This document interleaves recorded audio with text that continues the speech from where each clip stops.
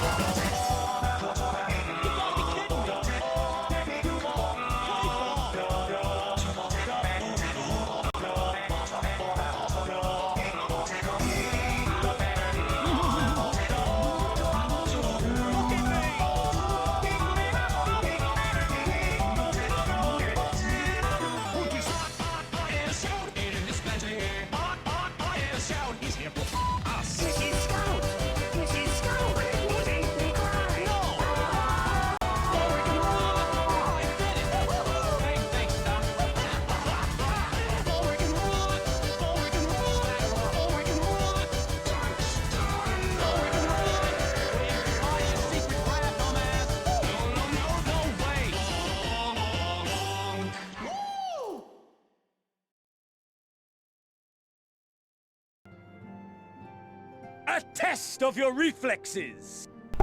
Hey everybody, it's me.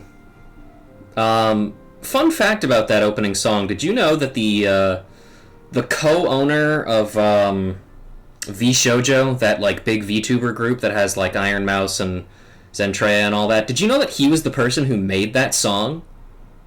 Before he was the co-owner of one of the biggest VTuber conglomerates in the entire universe, he was making stupid fucking meme songs on YouTube. That's where I know him from. So, there's your fun fact of the day. That'll be 195 widgets, everybody. So, hey everybody, welcome to another episode of Final Fantasy XIV Around Reread. Today, we are finally going to be continuing the main story quest line of this. We are going to be going through patch 2.1, which is called A Realm Awoken. But before we do, I have a couple of things that I'd like to talk about. First, namely, I will have a guest or two today. They are not here yet. They will be eventually, I'm sure. But in the meantime, I'm going to stall. And one of the ways I'm going to stall is by doing a funny little thing here. It was brought up recently that the play ghost trick goal, or the widget reward, is going to be a little difficult to get done by one person. So, it was put forth that, hey, what if it was a community effort? So, hopefully we'll see if I don't know if this is going to go through or not. But, hey everybody. There's now a community challenge to get me to play Ghost Trick. You can only contribute 2,000 widgets a day per stream. Yep, that's correct.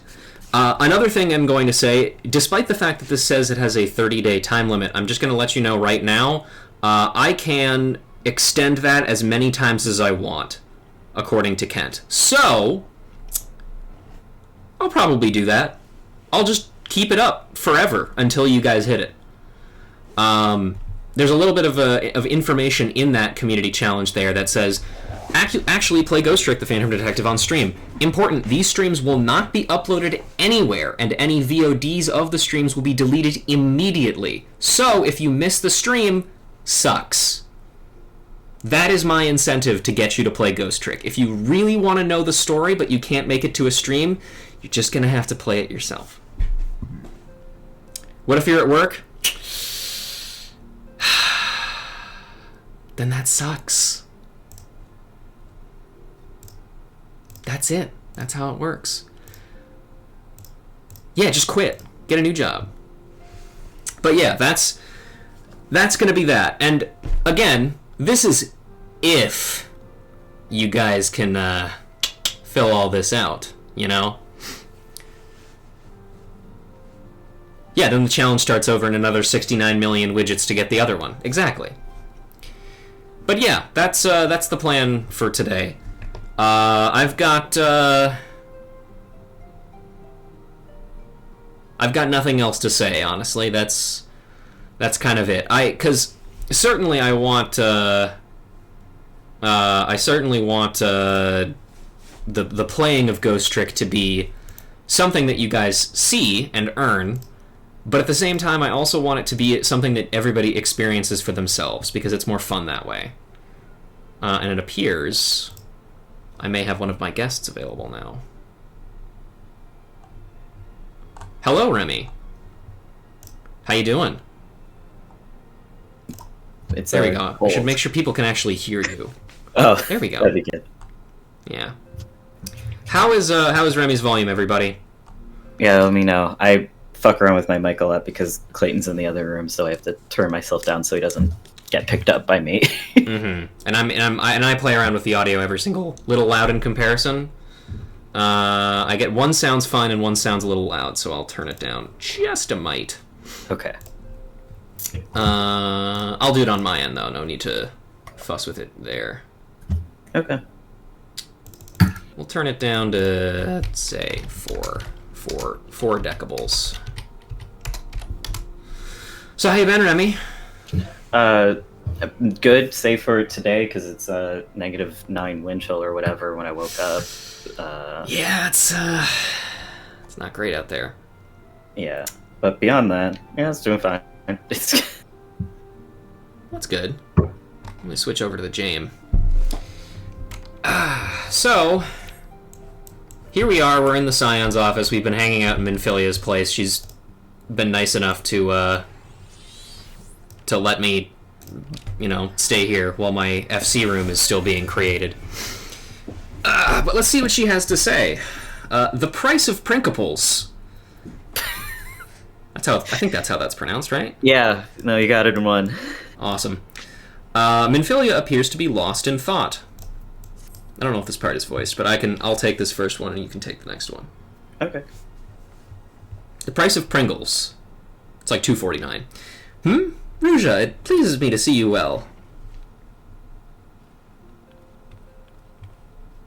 Oh look, there's you, Remy. Oh, great. Here, actually, I forgot to do something. Hang on, sorry. Okay. There, that should make it a little easier. Cool. Now I need to make this so I can actually read it. There we go. Okay. Do excuse me for interrupting, Ruja. My lady, the gentleman from Ashkana Exports, has just left. I understand why you didn't want to receive. Now, yeah. Yeah.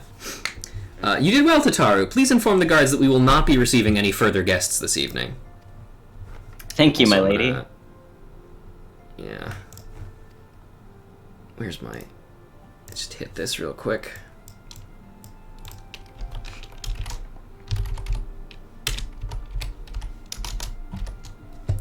Just making a slight edit to my guest star box. There we go. Ever since we defeated Gaius Van Baelsar and destroyed his ultimate weapon, the eyes of the world have followed our every move, scarce remembering to blink. Where once we worked in secret with precious few friends and all too many enemies, we are now besieged by benefactors, each one more eager than the last to offer us his complete support. A true embarrassment of riches. Of course, every promise of patronage comes with a price. Some make their intentions known from the start, while others endeavor to engage us more subtly. Dress it how they will, the message is ever the same. We shall help you, but only if you help us. The gentleman Tataru spoke of was more brazen than most. In exchange for certain supplies, he would have us resolve a business dispute. Naturally, I refused him, as I have every other merchant of his ilk. Alas, the Syndicate's overtures are not so easily rejected. When we formed the Scions of the Seventh Dawn, it was with the goal of serving Eorzea, not the interests of individual Eorzeans. Our neutrality is fundamental to our cause. In my heart, I know this to be true, and yet, if accepting these offers of patronage could empower us to do greater good, might they not warrant greater consideration? Our Baldessian colleagues have been generous beyond measure, but we cannot expect them to... forgive me, I did not mean to burden you so. Yet my urge to share this dilemma may not be wholly misguided. Might I impose upon you to consult the others? They are like to have their own opinions on this matter. Yeah, let's go talk to everybody. I'm sure everybody will be happy to talk to us again. Mm-hmm. I confess I am conflicted. It may be wise to consult with the others. Okay.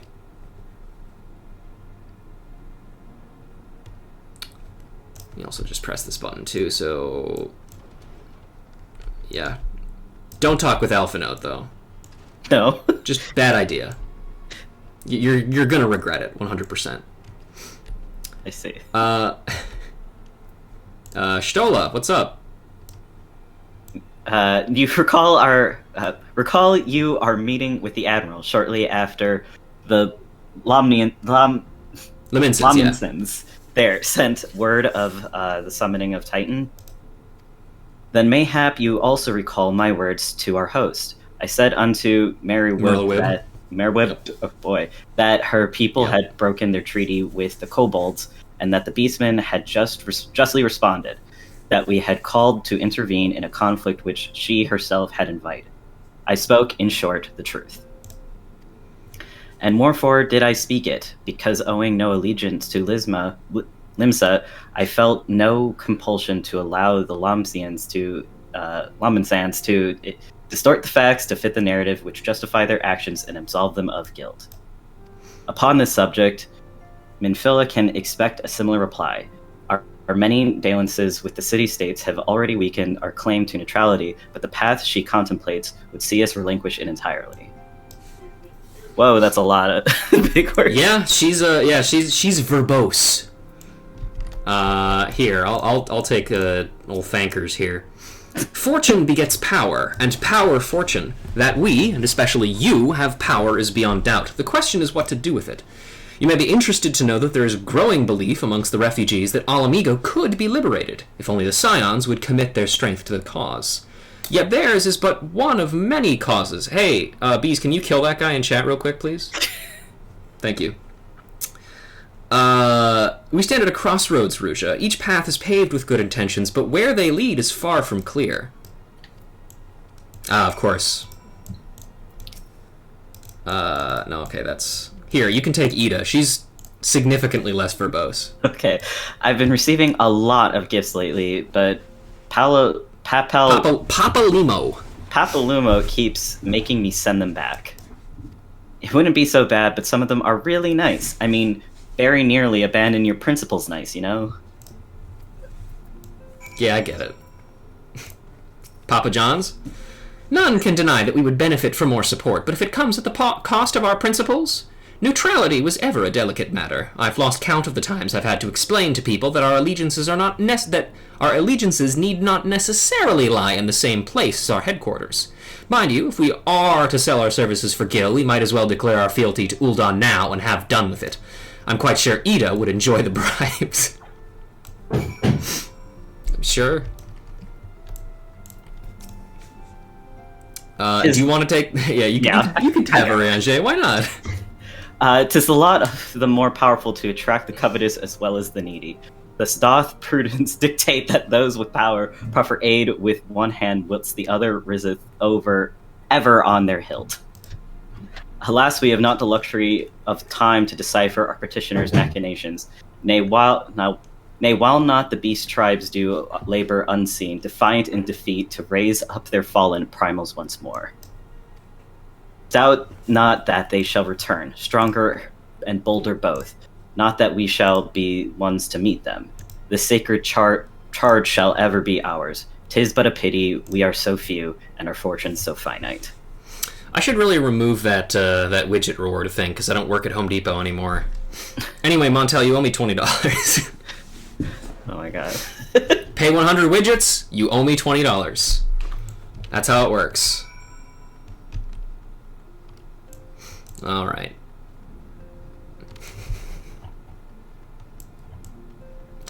Alright, let's see. Hello, child. I guess we are talking with you now. The situation is not wholly unexpected. Well, what you would do with that one is you would vaguely describe an old show that you can't remember the name of, and then I would tell you what it is based on that. So you've already messed up. But whatever, it's fine. Situation is not wholly unexpected. I too have given much thought to our organization's future, though it would seem I have reached a different conclusion. Mayhap it is time I made my feelings known to the antecedent. Come along, Ruja. I like your Persona 3 icon, by the way, Rami. Thank you. I just started playing Portable, and it's great. It is, yeah. It's a classic. I guess I'll be voicing both of these characters, but that's fine. I could take one of them. No, it's okay. Okay. I would prefer to take both of them just because they're both going to be talking a whole lot during this, so... Okay. You know. Alpha Node, Ruja, is Autumnis. What was the name of that show that had monsters that lived in the sewers or underground somewhere over a city and were friends with a little kid? Teenage Mutant Ninja Turtles. I don't know. That one's a little too vague. I'll have to think on that one. You desired counsel, and so you shall have it, Minfillia. The Scions of the Seventh Dawn must leave Ul'dah. We must do what? So long as we remain within Ul'dah territory, we will never be free to act with impunity. Moving our headquarters to Vesper Bay only delayed the inevitable. We have demonstrated our capabilities, and the Syndicate has taken note. They will not suffer our organization to remain independent now. We are far too dangerous for that. Surely you've realized that they are the reason that Vesper Bay still lacks an aetherite.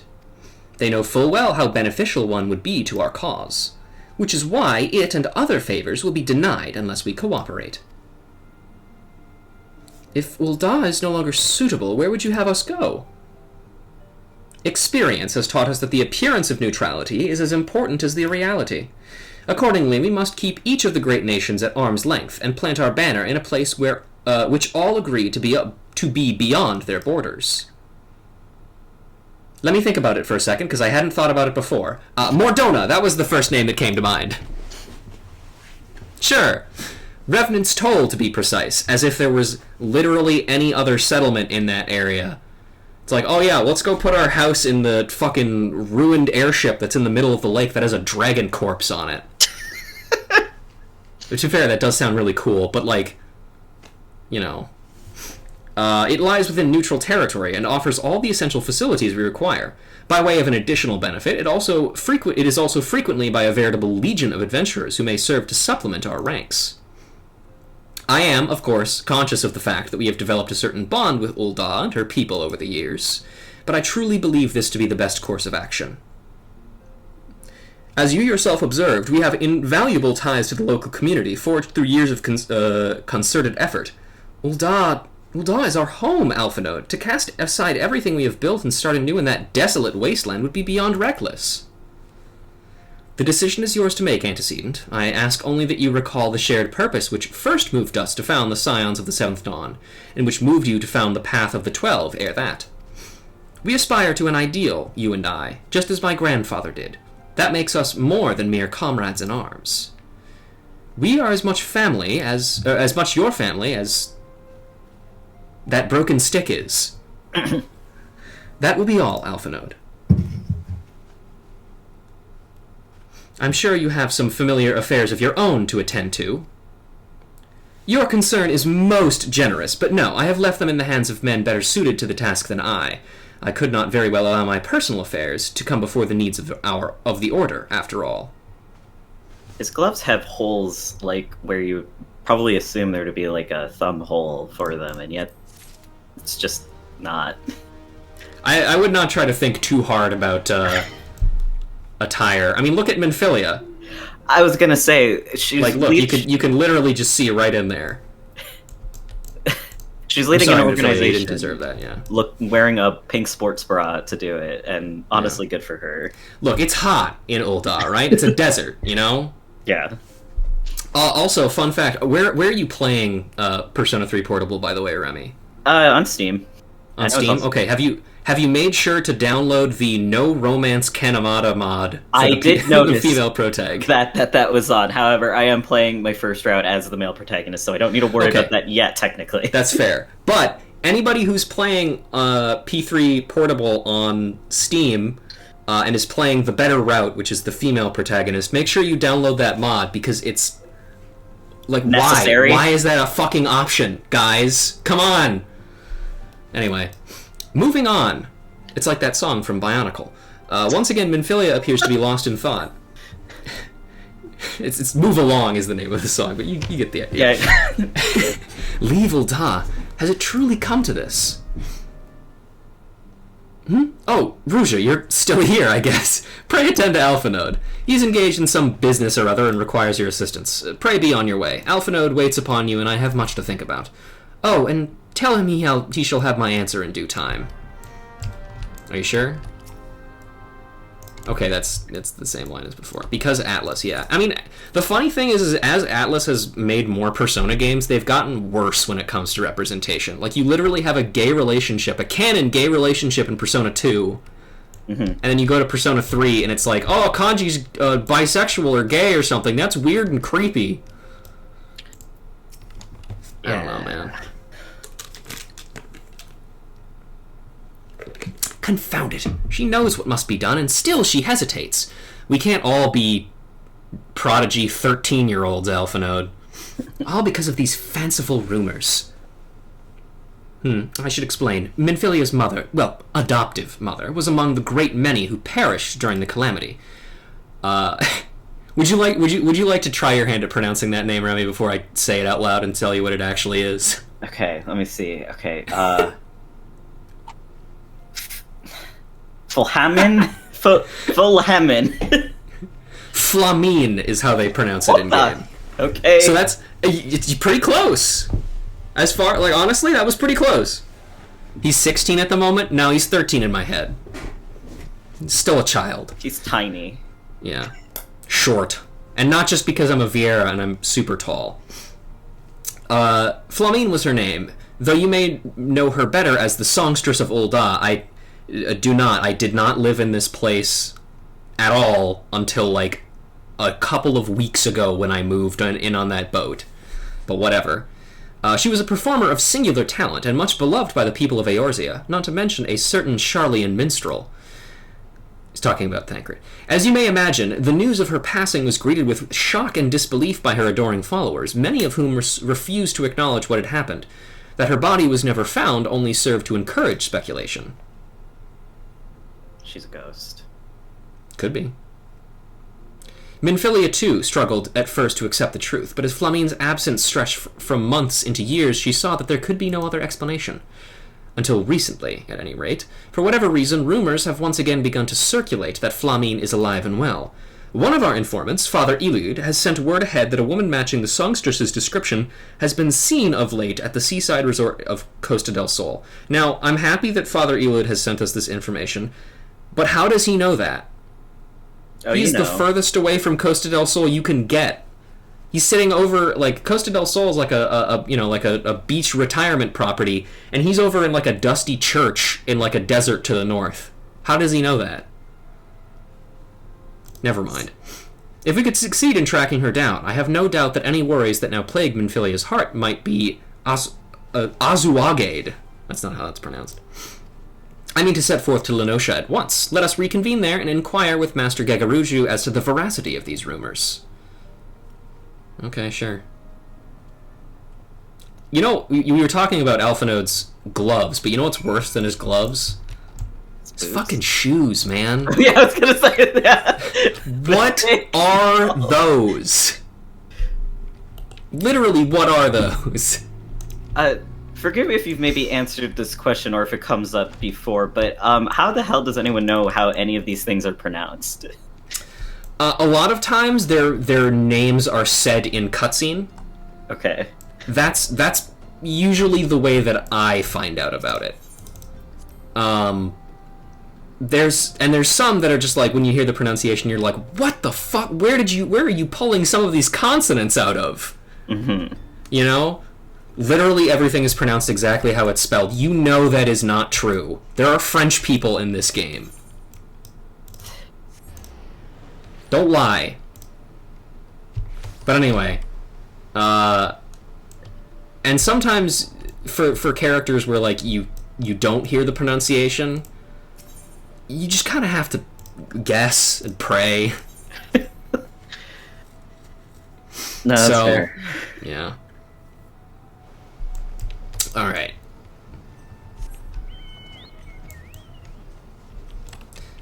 Alphanode, what the fuck is wrong with your shoes, dude?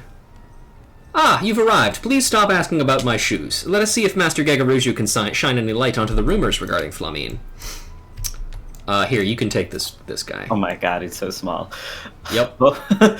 Oh, sweet Siren of the Sands, my Mikote muse, why have you forsaken me? Titan's Bane, I mean, Ruja, what brings you to my humble resort? Flamine, you mean the goddess made flesh who dwelt among us until very recently was the songstress of Ulda? Egads, woman. If I had known that, I would have chained her to my bedpost and never let her leave. That's weird. He has a cat girl fetish, as you can tell by his company. Mm. Oh, for shame. To think that she now piles her trade for the riffraff off to the west or whatever she said she was, or wherever she said she was going. It's a tragedy, I say. A tragedy. West, is it? Thank you, Master Gegaruju. Your information will serve us well. That said, there are any number of places she could be. I shall begin my search by the docks and see if any witnesses might have some knowledge to spare.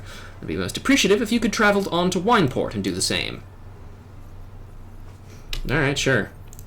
You have anything else to say? Ah, Titan's Bane. That is your title, yes? Pray partake of Costa del Sol's hospitality. However, do try to refrain from crude displays of martial prowess. This is a place of beauty and leisure, not the blood sands. That's an interesting changed line. Happens after we kill Titan. Emily, you can come at him if you want. Oh yeah, Gegaruju hears felony and thinks, oh, you mean it takes a lot of money to do this? I mean, he's not wrong. Yeah. Alright, let's go over to the Kingdom of the Winos. So we have, like, Leisure Desert and then Wine Palace. Yes. Okay. Well, this is just like a place where all of the wine is grown, essentially. Mm-hmm. It's the vineyards.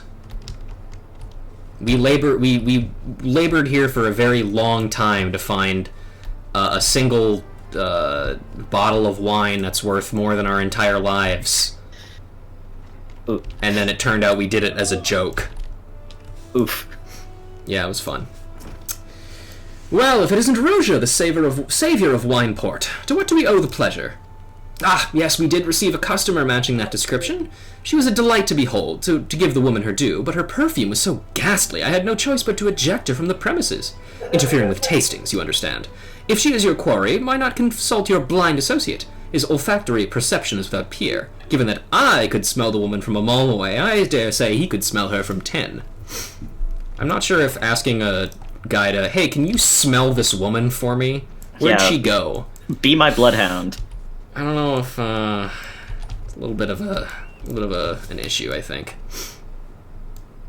You want to know if I've seen a Mikote lass with the last name Flahaman? I wish. I haven't seen a lass of any description for far, far too bloody long. Excepting yourself, of course. Thanks, man. Let's see. No, let's go talk to Mr. Lamani then. Hey, buddy, how you doing? I see you have had many grand adventures since we last spoke, Rouja. You must share them with me sometime. The girl from a little while ago. One does not forget a perfume like that. So robust and intoxicating, yet simultaneously familiar. Reminiscent of a bloom native to these parts, in fact. I said as much when she spoke. She complimented my powers of observation and asked me where she might find some of the flowers. So I told her to follow the road south into Raincatcher Gully and then head east after crossing the second bridge. The flowers which grow in the shade of the cliff have the strongest scent, you see. If you make haste, you may yet find her there. Works for me.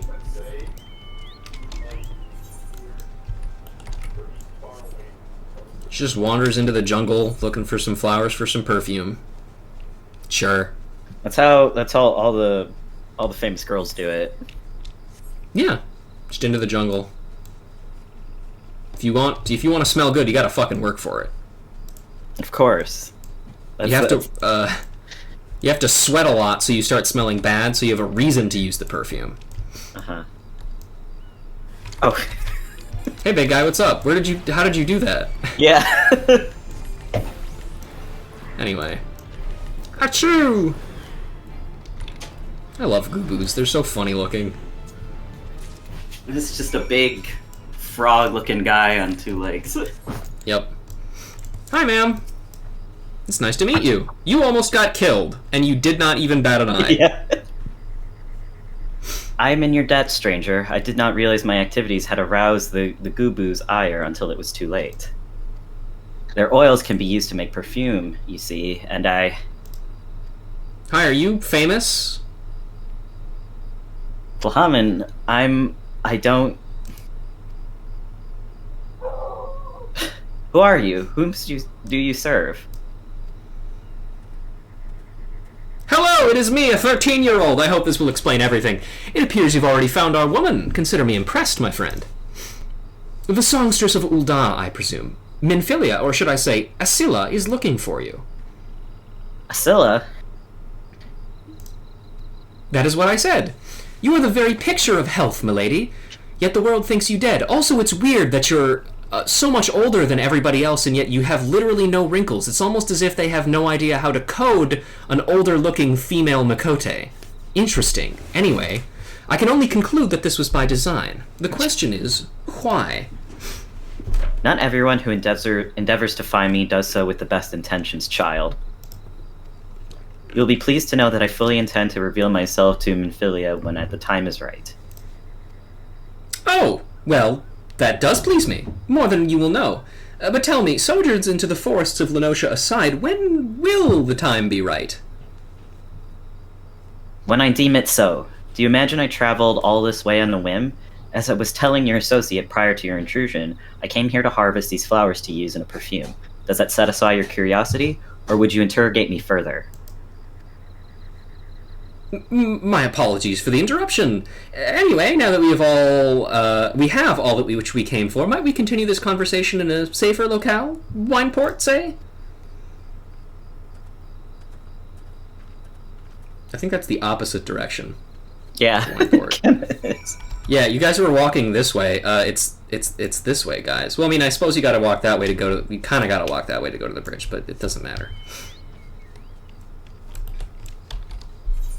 If you're a person that can't fly on a funny little bird, then Yeah. Look at my funny little bird. it's all dressed up, very cute. Yeah. He gets cold easy. I have to make sure I treat him better than I treat Ruja, because it's funnier that way.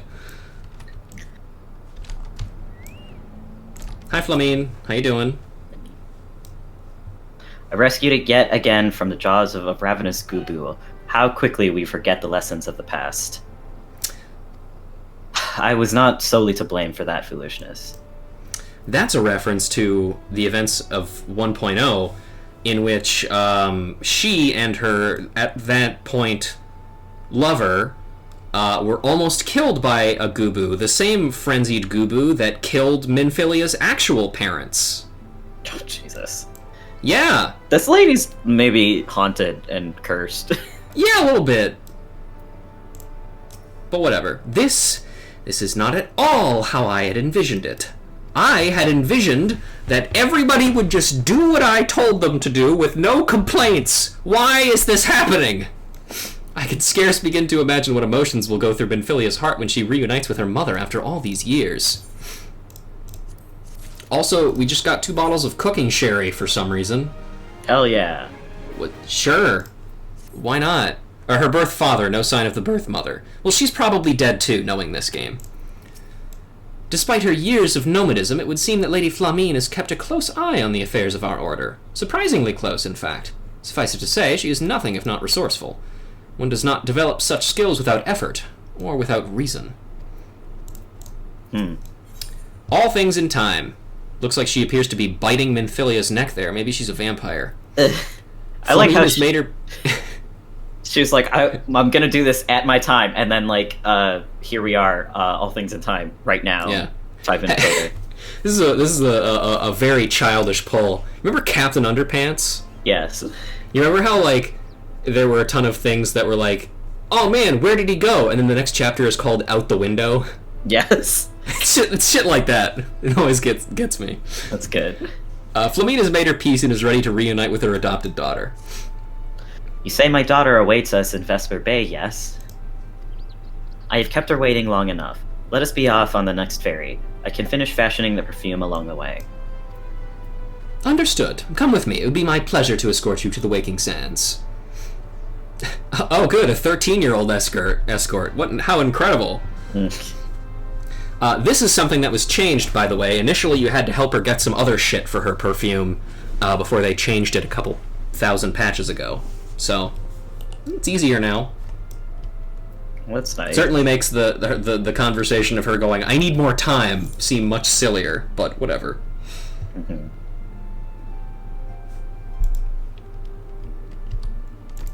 Hi, I'm back. I found your mom almost immediately. It was super fucking easy. Kind of stupid easy, almost. Yeah. Antecedent, you have a guest. Look at her. No wrinkles. Just nothing. Just looks like a normal woman, except she's got white hair, which means nothing in this world. Yeah. Lamine! Asilia.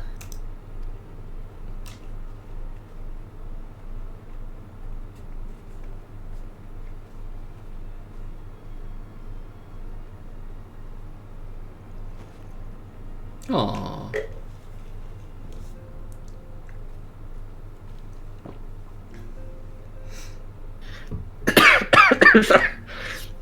I haven't seen her like this in years, Rusha.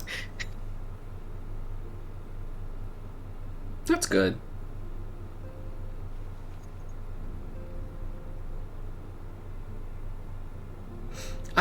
I never truly believed it when they told me you were dead, but what kept you away for so long? The Imperials came for me, as I always knew they would, and so I resolved to stay as far away from you as I could, lest their pursuit of me endanger you and our cause. I could think of no better way to grant you the freedom to continue our work. Rusha must be jealous of a good family reunion. She's had enough of her family for a while, I think. And continue it did. You did, achieving things I would not have imagined possible. I followed your every success and celebrated in secret. I'm so proud of you, Asilia. I learned from the best. I have a gift for you. It's nothing. See? Look, it's nothing. Salsetia perfume! You remembered!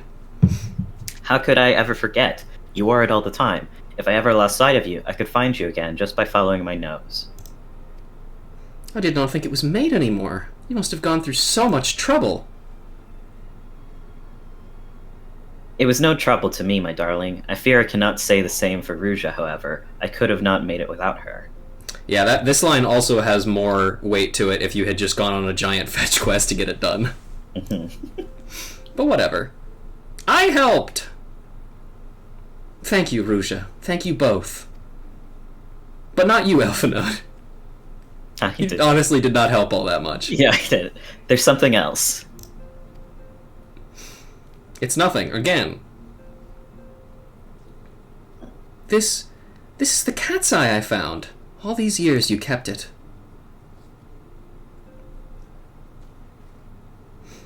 My father was a member of the Alamegan resistance. When I was yet a child, he brought me here to Ul'dah. The accident which claimed his life happened shortly after our arrival. It was Lamine who took care of me then. She raised me as her own, taught me everything I needed to know to survive. I am no stranger to the facts of your history, yet I fear I have failed to grasp their implications. It is clear there is much I do not know, about you and your mother both. One of her first lessons to me concerned mining, and I was a very dedicated student. This cat's eye was the first stone I unearthed. It wasn't much, of course, but I was exceedingly proud to have found it nonetheless. So I gave it to Lamine as a gift. She said it was beautiful. But there I am at a loss. Why are you returning this to me? Is something amiss? No, Asilia, nothing is amiss. Quite the opposite. I need you to realize how far you've come and how much further you must still go. You and your allies have accomplished more than I could have ever have hoped. You have succeeded where I failed and made me so proud that words fail me. Even as I marvel at the woman you've become, and at all the many things you've done, I cannot help but think of that which you have yet to do, and that what it may entail. Asilia, daughter, you cannot stay here anymore, and you and the Scions must leave Ul'dah. Did Alphanode put you up to this? It really feels like it. Anyway, Lamine.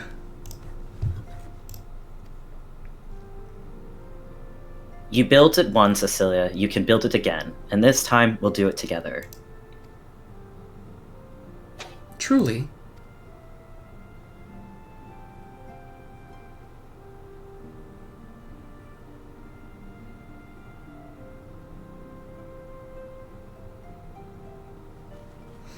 Alphanode, the time has come for the Scions to leave Vesper Bay.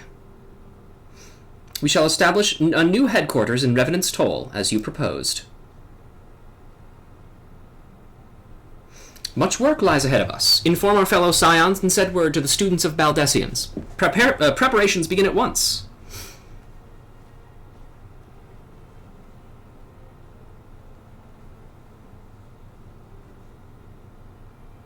That was easy.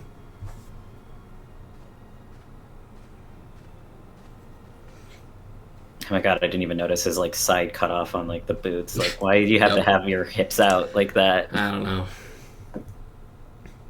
We do know for a fact that his mom literally dresses him. Oh my god. And his sister. Specifically, she dresses them to be identical, and they fucking hate it. Which is very funny. Laying the foundation, Minfillia would share with you the latest news on the Scions' imminent relocation.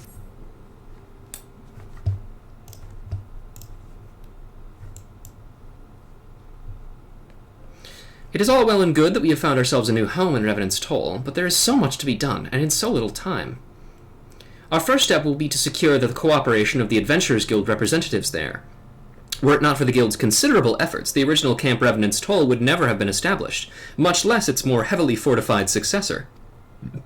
However, with construction still ongoing, that's not true, and resources still in short supply, it seems certain that the Guild will require something in return for their support, sympathetic to our cause though they may be. Whatever they ask, I shall not begrudge it. To be plain, we need them more than they need us. Without their assistance, such essential tasks as securing new facilities, cultivating relationships with local merchants, and recruiting adventurers would prove difficult, if not impossible. You need not concern yourself with such matters, antecedent. Look at these fuckers. Yeah, we have little pompous men. Really, Alphanote, if I need concern myself with anything, it is surely matters such as these. Indirectly, perhaps. I submit that you might instead concern yourself with a different matter, namely to whom the resolution of such matters might best be entrusted. And here I am! Nor do I come alone. May I present the esteemed emissary of the Adventurers Guild at Revenant's Toll. Neither of them have names. I don't know their names. I never asked. It is an honor. Yeah, you can go. Okay. Upon receiving word of your intentions from Master Alphanod, we have thought best to begin talks at the earliest available opportunity. Know that my associates at Revenant's Toll hold the Scions of the Seventh Dawn in the highest regard. We should be honored to welcome your organization. There are, of course, certain provisions which must needs be negotiated. If it please you, I would do so. It does. Madam, unless I am much mistaken, you are the one known as Ruja, are you not? May I say what a pleasure it is to make your acquaintance.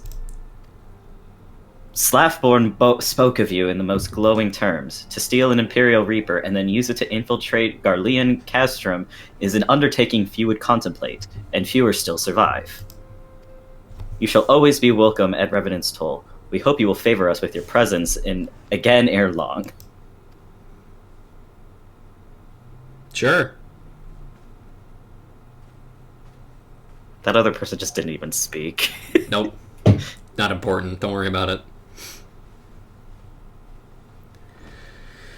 Well, it would seem your reputation precedes you, Rusha. Mayhap I should dispatch you to Revenant's Toll with all haste as first intended. But before that, I dare say you have earned yourself a rest. After all, you have traveled so far, and there is already so much you have done for us, and for me. We will speak again anon. Till then, take care.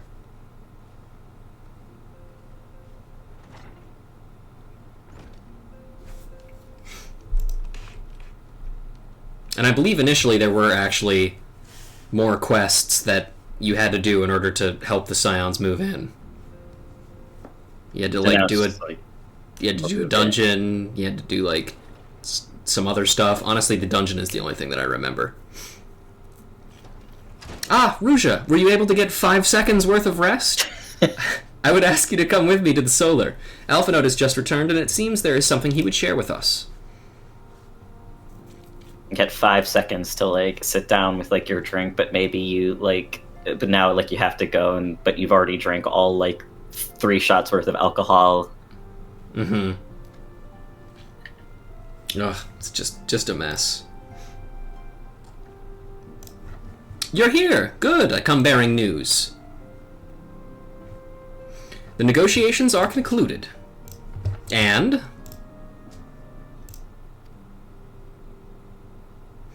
we're going to Disney World! Whoa. Revenant's Toll! Our friends at the Adventurers Guild have agreed to furnish us with new facilities and material support in exchange for our assistance in the ongoing defense and development of Revenant's Toll. The Scions of the Seventh Dawn shall have a new home in Mordona, the Rising Stones.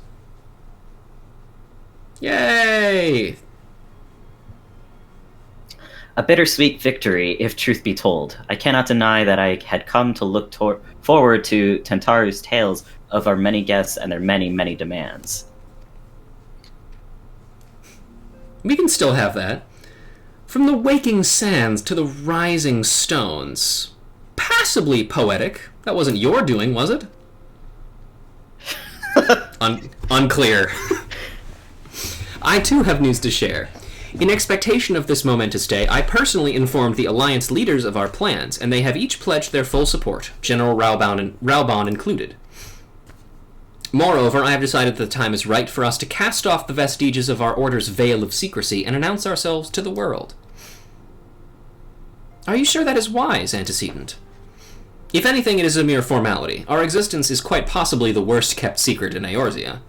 Let us affirm our identity, proclaim our achievements, that all may know what the Scions of the Seventh Dawn stand for. I can take... Papalymo is mine, yeah, so... Well, obvious risks apart, it would be nice to receive a little more recognition. And people have a right to know who saved them. Alright, has everybody gotten a line in? Cool. It is my hope that this gesture will encourage the people of Eorzea to place their trust in us. I would reveal to them the true extent of our power, yes, but in so doing I would show them that it is a power accountable to no one, and to once to all. And what of us, we who have felled primals and faced down the Empire? To you, my fellow Scions, I would say this. Prepare for the challenges which lie ahead, for they will be great indeed.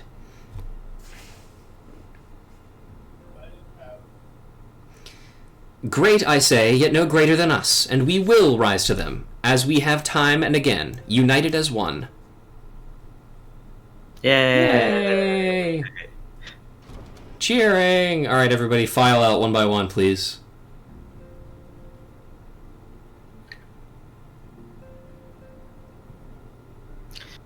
There must be some way I can... Wait, that area is said to be rich in minerals. Maybe I should ask Flamine to teach me the basics of mining, too.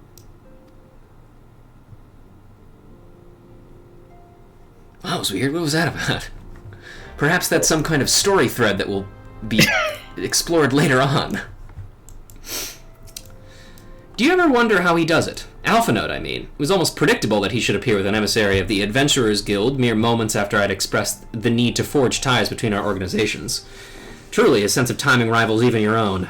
Except it's more annoying when he does it, because he's like 13. Setting such mysteries aside for the present, I have a task for you. I would like you to deliver these documents to Slathborn. They concern our forthcoming move. Do take care on the road and represent us well, Ruja. I'm not taking a road, I'm teleporting there. The fast road. The teleport road. The road that's made out of ether. Starlight and sugar. Rainbow Road from Mario Kart.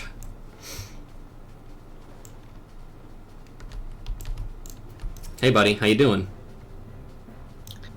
I was told to expect a Scion, but I didn't expect it to be you. It has been far too long, Ruja. You have something for me, yes? Yeah, I got sealed documents detailing the Scion's planned operations for the next several weeks. Let's see now. Yes, everything appears to be in order. You'll be staying with us for a while, yes? That would we have a dozen more like you. Since we don't, though, we'll just have to give you the work of a dozen men. Heh, I jest. He's not kidding. He says he's kidding, but he's fucking not. It's possibly a primal. Slathborn would show you around the Scion's soon-to-be home in Revenant's Toll. Gotta do pest control before you can move in. Yep, every time. Back to do the work of a dozen men, I see. Ha, but I jest. I know, you said that already. Even I can appreciate the important woman such as yourself has little time for menial tasks. But since you're here, mayhap you'd be keen on having a look around the Scion's new home. See that impressive structure over there? That's the place. Oh, you mean the bar? It was originally built to house the branch of the guild, you see. As such, it comes complete with a tavern, where adventurers can rest from the road, fill their bellies with good food and drink, and their ears with tales of fortune to be had about the realm. It may get a bit rancorous at times, but I imagine it'll be as good a place as any to recruit capable men and women to your cause. Come with me, I'll show you around. Oh, I'm getting a phone call. Is that you, Vrusha? I'm sorry to interrupt, but I have most urgent news. We received grim tidings from Gridania, and it would appear our aid is required at once. I must ask you to report to the Waking Sands with all due haste.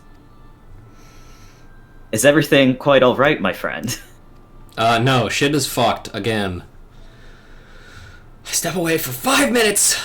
I can't say I'm privy to the details, but it would appear that this is no time for a leisurely tour. But no worries, you can rest assured that I'll see to all the necessary arrangements.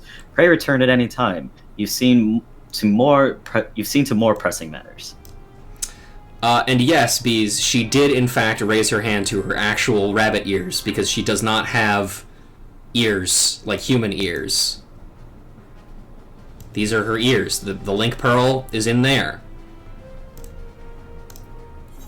There's actually like a pretty good deal of like or a good amount of polish to the link pearl animations. If you have animal ears, it's in there.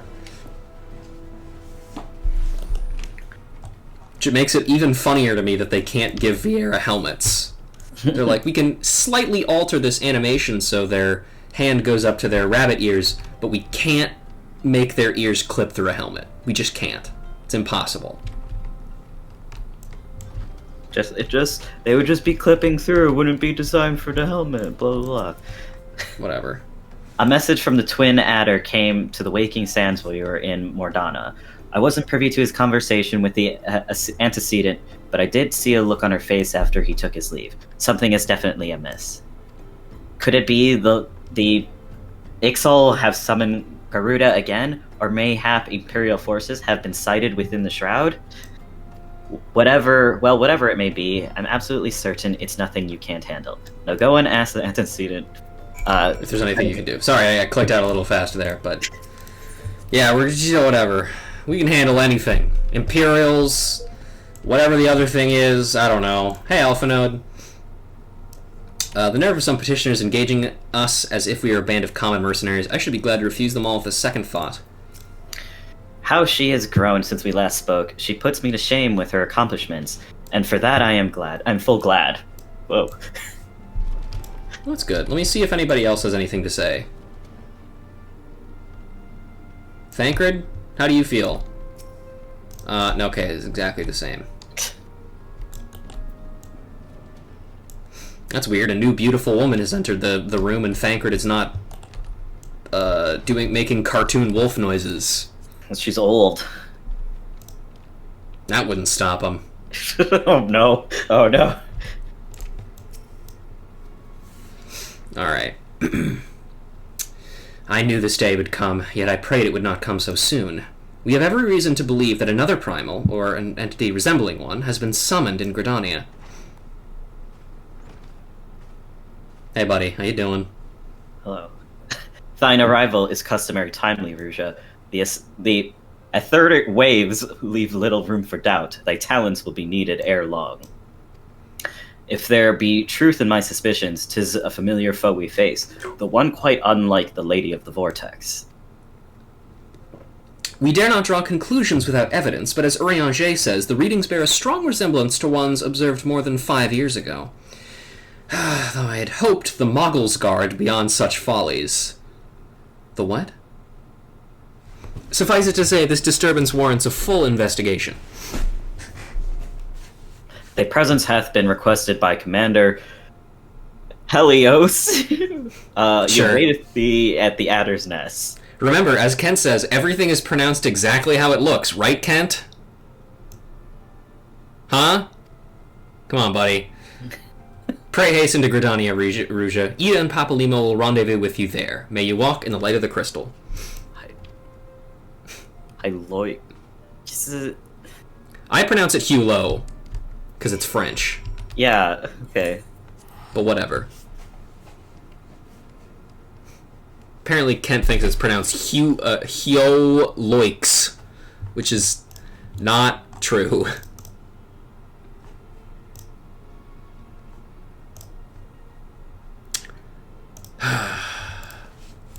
Alright.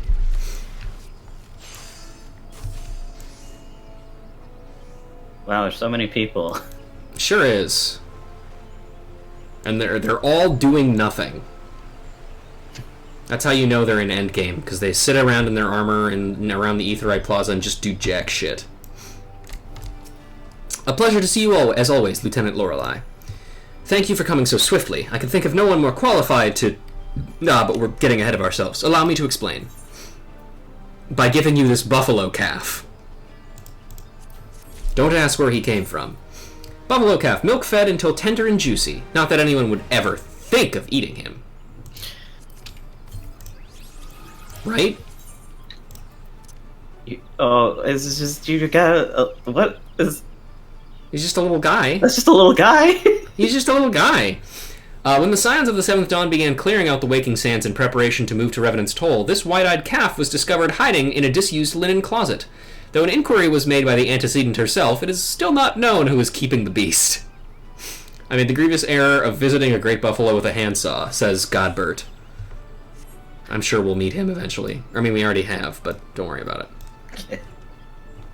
Anyway, here's a buffalo calf, I guess. Whatever. Vorsail Hilo wishes to brief you on the latest crisis in Gridania. Not so long ago, the Moogle Kuplo Koop visited the Adder's Nest to request an audience with the Elder Seedseer. He spoke of an imminent threat to all Moogle kind, one which would imperil the entire Twelveswood if left unchecked. You proved an able ambassador to the Sylphs, and we would have you reprise the role in our dealings with the Moogles. The rest you should hear from Kuplo Koop himself. He awaits you with the Elder Seedseer at the Lotus Stand. That's true. Remy was not here to witness us giving the strange naked man a massage. I'm gonna be glad I missed that. There will be more chances to massage the old man. Unfortunately. Although not for a very long time. Well, I can have that. Well, I'll be thankful for that. At least. Yeah. The other Scions have already arrived, madam. May I show you in? Sure. Teleport me in there. Yes, we found him dead in the hot spring. Oh. That was a good time. Wasn't actually dead, though. He was just sleeping. Papa Limo. A threat to Moogle kind. I had hoped the antecedent suspicions were ill-founded, but I cannot see who else it could be. Ida? It must be something bad to have gotten Kuplo Koop this worried. Have you seen the way his thing gummy is bobbing? Very, very verbose. Thank you, Ida. Very good description. Our guest has brought ill tidings which must need be heeded. Isn't that right, Kuplo Koop? Yeah, what's up, buddy? Oh, I don't know about this. I don't know about this at all. But I suppose Rayo's right. They've left us no choice, Kupo. It's all gone to shit, Kupo.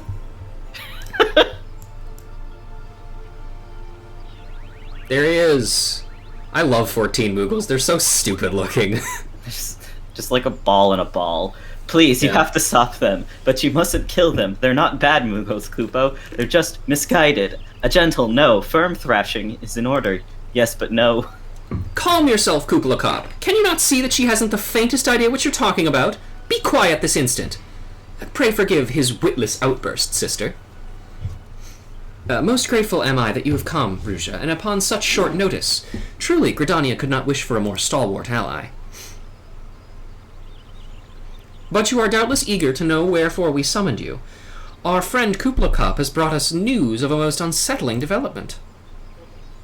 It would seem that good King Moogle the 12th has returned to Eorzea. Oh my god. This is the funniest sentence to have, because it's clearly supposed to be. It's like, this is a grave thing, but it's also like, this is the first time you're being told about this thing's name, and it's like, I'm sorry, he's named what? We're here to take down this huge beast, and we've named it Big Fluffy Pants McGee. Exactly. You're right. There's only one. And Moggle. Sorry, Good King Moggle this 12th. The XIV has returned to Eorzea. A curious thing to hear, I know. Truth to tell, I cannot say for sure if he is a genuine figure from history or some manifestation of Moogle mythology. Kuplo here would have me believe the former. Once upon a time, we Moogles served the gods in the heavens. It was quite nice up there, unspeakably beautiful, imaginably spacious, and with an endless supply of wine, Kupo. In spite of this, or possibly that last part, The gods eventually became discontented with and started squabbling, which made life jolly difficult for the poor Mughals. So good King Moggle Mog the 12th, may his glorious name live forever, decreed that the time had come to leave Kupo. The realm of men would suffice, he said, so all the Mughals should live there instead. Unfortunately, the two realms are so far apart that we couldn't safely fly down. But good King Moggle Mog the 12th, may his miraculous foresight ever be praised. Yeah, he's gonna do that every single time they talk about him, by the way. They're just gonna tack on some more titles. Oh my god. He had a ropey sea, the longest one ever woven. This he nobly held with his subjects, climbed all the way downward to the world below. And that's how we Mughals came to this land, Kupo. All of us except good King Moggle Mog the 12th, may his courageous sacrifice never be forgotten. He alone would remain in the heavens, so that Moogle kind might know at last peace. Except that he has not remained in the heavens, from what I understand, that being your reason for contacting us, yes? I'll bet he tied the rope to something. Good thinking. Remind me again what the problem was with him returning to Eorzea? Incredible job, Ida. Really got the point out of that story. The problem, Ida, lies in the fact that he was summoned. It is our belief that good King Mogglemog the 12th is a myth made manifest via means akin to those employed by the beast tribes in the summoning of their gods.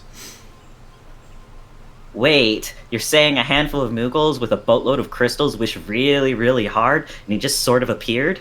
Would that even work? What I cannot fathom is why they would even try.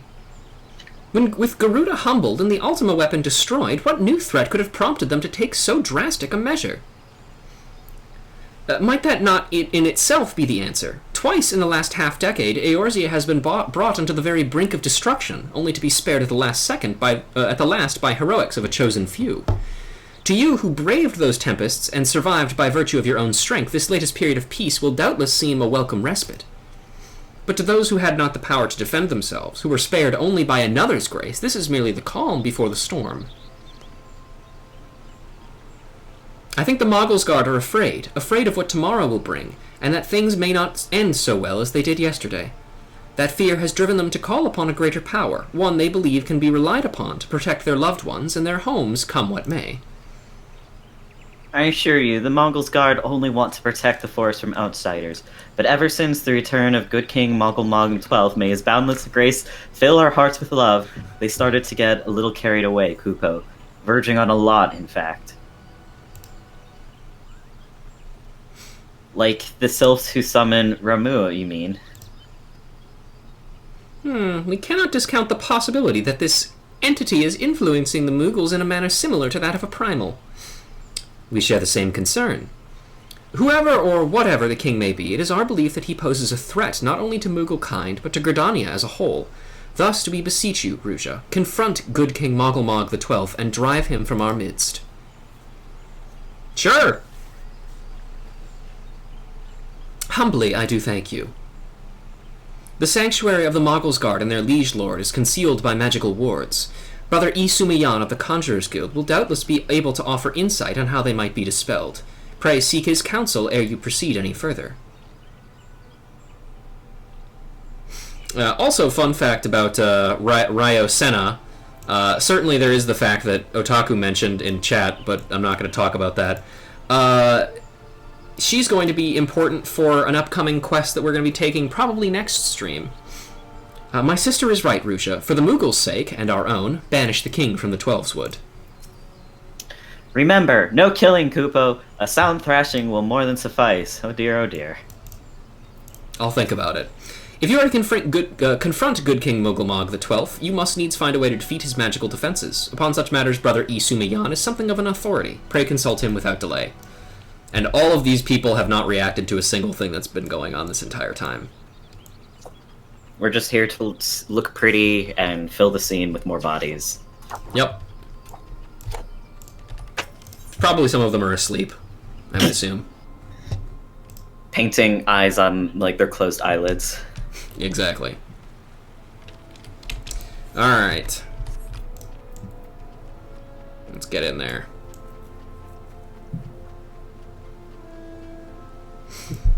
Funnily enough, this was a guy that we talked to the last time you were on. Yeah, I We were remember doing this the conjure one. requests. Hey, buddy. It's been a while. You want to take him? Sure. Welcome, Ruja. Welcome. That you should be the one. That you should be one face to face. Good King Moogle.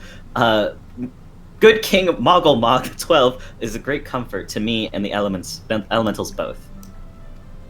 As I am sure you know, the Moogles are not by their nature a warlike race. Yet, should the king be suffered to remain, it is like that his influence will bring about a change in them. Thus, it does behoove us to defeat him quickly, before any lasting damage is done. Make whatever preparations you deem necessary and inform me when you are ready to seek the king. Sure. Now, would you like to read this quest title for me, Remy? You have selected Regicide! Holy shit. This is probably the funniest quest name there is in the Oh my entire God. game. It's so funny. Oh, that rolls. Oh, God. Second only to Jimmy Buffett's Moogleritaville, which isn't a real quest name, but is something very funny that somebody came up with. Oh my God. Brother Isumayan would unfold to you the secrets of Good King Moggle the 12th's magical defenses. The wards bearing access to the king's sanctuary can only be nullified through the use of enchanted keystones. The self-same method employed 5 years ago when the first king was summoned to Eorzea. It was a great regret that we were forced to sanction the slaying of the guardians who then held the keystones, for none were in our possession at the time. By the grace of the elementals, however, we have been spared that burden on this occasion. Kuplokop confided in me that had been entrusted with a set of keystones by the Moggles Guard themselves. Yet wishing to not betray their confidence, he begged me to find some other means to gain entry to the king's sanctum. Yeah. Alas, I have been unable to do so, and I dare not labor any longer, for fear that the Moogles might succumb to the corrupting influence of their liege lord. We must needs have the Kuplokop's keystones, Ruja. Pray go to him and beg his assistance. He awaits you at Whetstone Pier. Impress upon him our great need. I am certain he will yield. Okay, sure, why not? I assume that is a reference to some asinine quest line that you had to go on in 1.0 in order to unlock a fight with Good King Moggle, but I don't know for sure. Kent, you're old. Tell me, is that true? And also you played in 1.0, so you would probably know. Is that how it worked? Do you know? Have you heard? Got the word. Hello, Mr. Cop. So, how will you do it, Kupo? Oh, he told you about that. Well, if there are truly no other way, I'll do it, Kupo. Take the ferry to Sweet Bloom Pier. I'll go on ahead. Alright. Let's see. Take me to the Sweet Bloom Pier.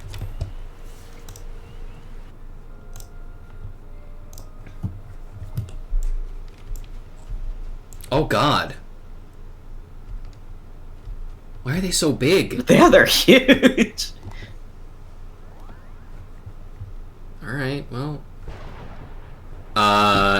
Don't you dare lie to me, Kupo. I know what you're planning and I won't allow it.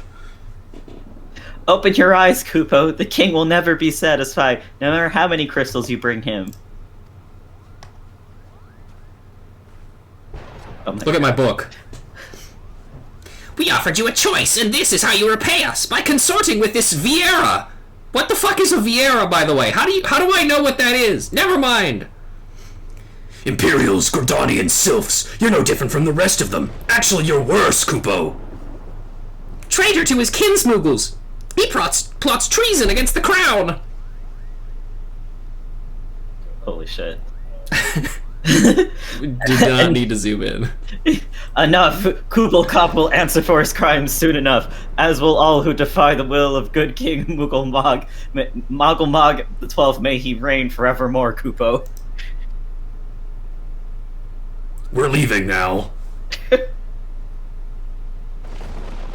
I like that there's a storm going on right now. It really impresses upon you the gravity of the situation.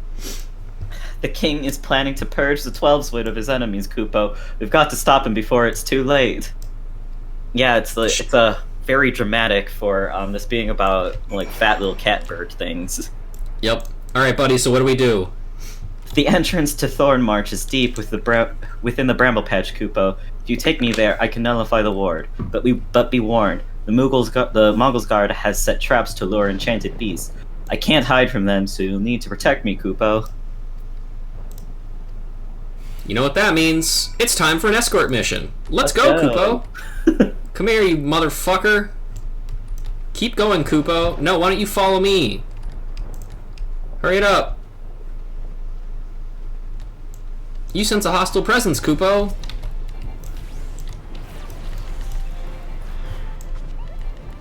A malevolent fungus. Yep. I did hear that malevolent fungus, Mr. Cop. Keep going, Kupo. Come on, let's go. Hurry it up. They should go back and do this quest again, because they did come up with better following technology in the latest expansion, but sadly it is not used here with these malevolent squirrels. Those do not look anything like squirrels. No, they got big bushy tails. Squirrel. This is a monkey.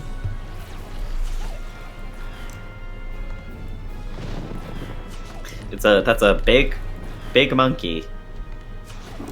Yeah. Nope, got him. Alright, we'll keep going.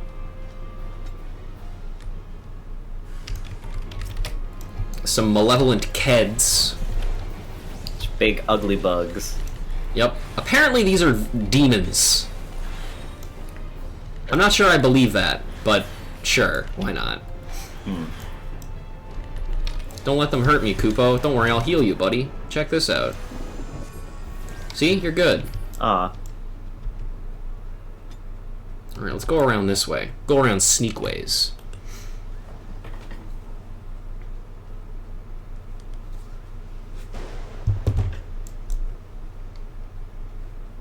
That's At least this isn't a following mission where you have to beckon him the entire time, because there are missions like that. Ooh. That sounds rough. It sucks. Especially because you can only beckon people from like a certain range. Wait, am I going the right way? No, I'm not. This way. I was going towards the place where people get married.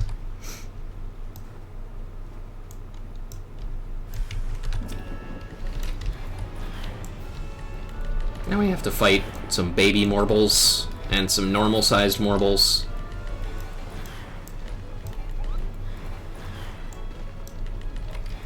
Just like, Oh, God. Oh my God. There's the bad breath. Oh no, he got hit by it. Look at all the debuffs he has on him now. Oh no. Poor guy. Welcome back, Emily. Here, let me get some of those off of you. Here I go. Just get off the ones that make you move slower. There we go. Those wouldn't be important. Yeah. I don't care if you're blind.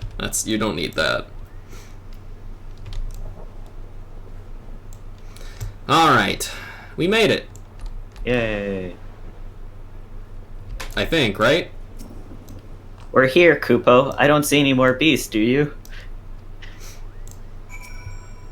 Are you ready to face the king, Kupo? Then step closer to the ward.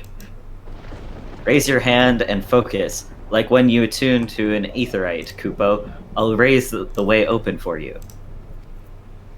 Sure. This just looks like a bunch of fucking brambles. Anyway. I would just cut them down and burn them down. Yeah. But maybe they're magic or something, who knows? The rest is up to you, Kupo. Now go and teach those foolish Moogles a lesson and send the king back to whence he came. Sounds good. Thornmarch hard.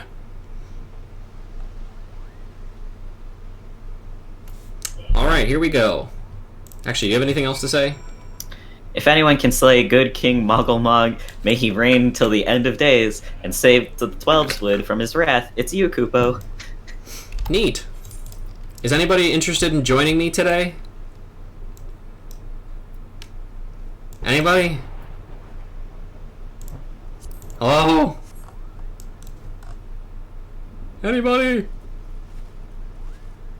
I'm gonna send out some invites and see if anybody accepts them. Oh, you can't? Okay.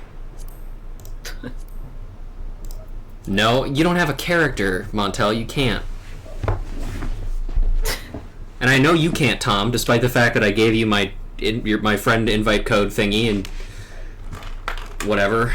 Anyway, if nothing else, I'll just... Actually, hold on a minute.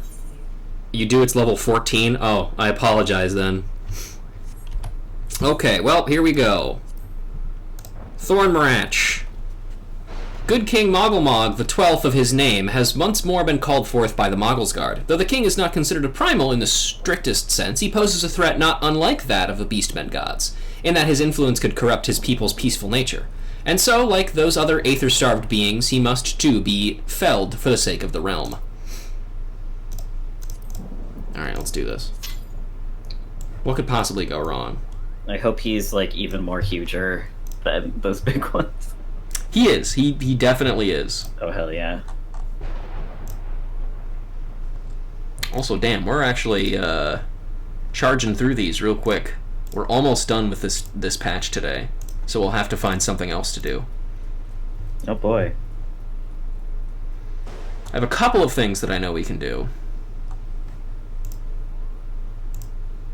but we'll get to those. First, we have to wait for other people to help me do this. Let's fly around in circles in the meantime. Or just look up at the horrible, stormy sky. As you can see, I've got all the sylphs' reputation ranked up all the way. So it's just a matter of doing the final quest for them, and they will be done. But we'll do that some other time, probably. I've also started collecting several of the Atmas for the relic. I've got 7 of the 12. This one I have 7 of because Bees is very unlucky. Let's see, what else is there to even talk about? Not a whole lot, honestly. So, Remy, do you have opinions on Forspoken? I know Montel was saying that he wanted to inflict his opinions on it on me and my viewers, but do you have any opinions on it? I mean, not really, because I watched Montel play a little bit of it, but the most that I can say about it is that game is $70, and then Montel was playing Hi-Fi Rush a little bit after that. The game looks great. That game's $30. I know! I also watched a friend play Hi-Fi Rush yesterday. That game is fucking incredible.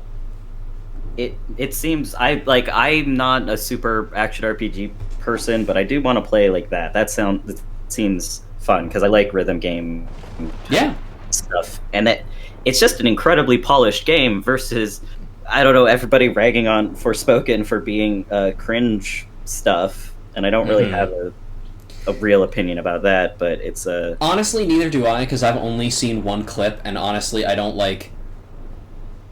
really know anything about it. Like, everybody's like, oh man, Forspoken's cringe dialogue, and I'm like, I've heard one clip, I don't really intend on watching any more clips, and also, I don't even know what the gameplay actually is. Like, I don't even know what you do in that game. It's an isekai, for one thing. Okay.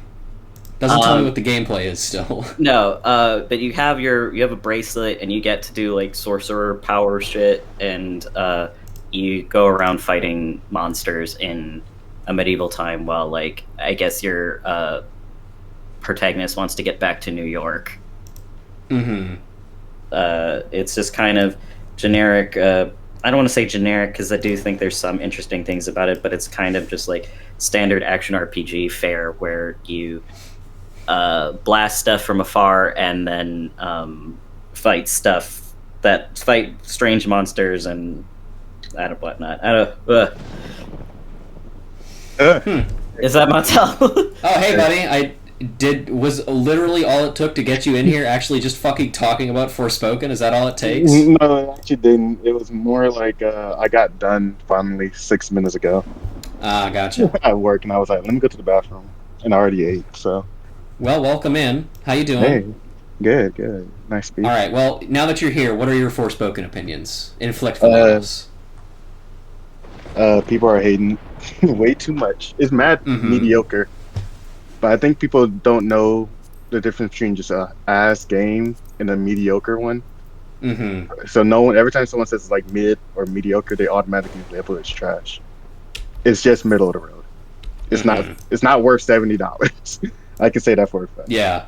No, I mean, yeah, I think like,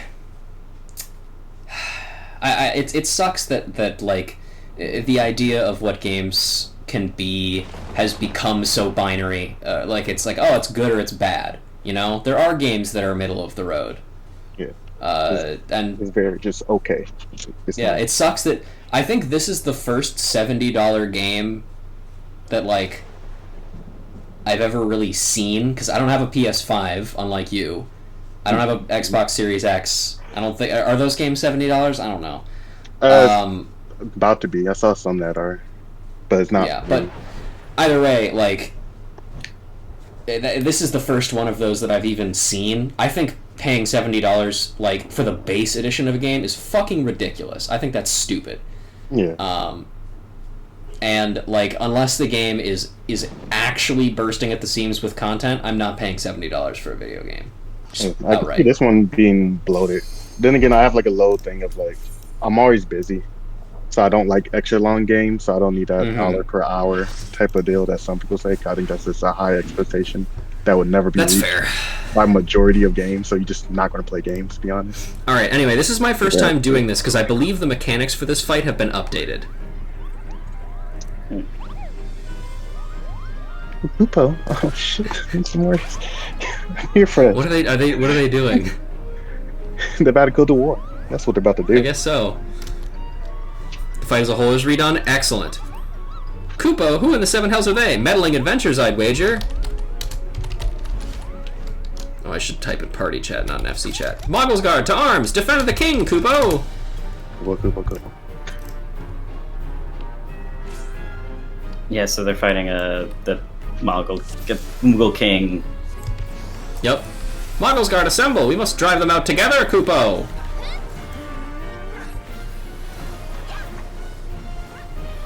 Alright, we did it. That's it. That's the end of the fight. Blasting this guy. God Whoa. damn. Just kidding. We actually have to fight our way through his entire party. Oh, jeez. That's easy. It seems so. Mog-Rain of Death and oh god! It's an actual fight now. That's crazy. 1,000 coupons swipe. Oh my god. Ever dance with a Moogle in the pale moonlight? And make way, Kupo. Well, this feels like AoE my phone damage. goes off multiple times. So.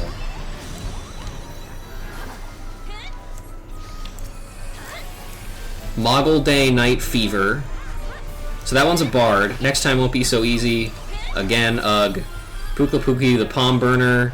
Wait, we're doing this now, and you're in big trouble now. I think do we still want to kill the Black Mage first? Because that was what we had to do before. Why do you guys always go AFK when I need help? Stop it. The Moogle Thrust. Our foe is formidable, Kupo, but they are no match for our king! Okay, here we go.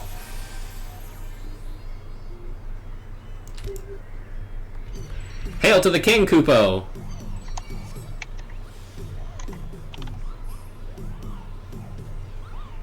Oh my god. Whoa, dude. Holy shit! You shall suffer for your transgressions against my subjects! Also, let's listen to that. Let's listen to that song. Oh, this is some boss music. All I'm hearing is this is Halloween in my mind. That is basically what it is, yeah. You should, anyway, he's also bringing his guys back up, and they're just doing attacks. And now our battle begins in earnest. Moggle's guard to arms, your king has need of you. Oh god, everybody please help me.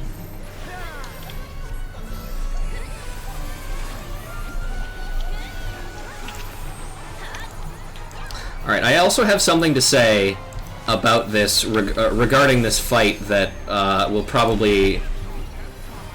I will probably need to share specifically with other friends later, but so far this is a better Knights of the Round fight than the actual Knights of the Round fight. And that's fucked up. That means nothing to either of you, but don't worry about it. We'll get there in like 5 years. I hate it. Oh god. Yeah, this is like a fight now. This is cool.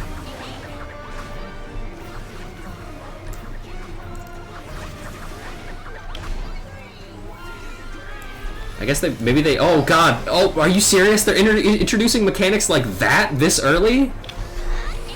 That is a crazy type of mechanic to introduce this early and not explain. It's basically a type...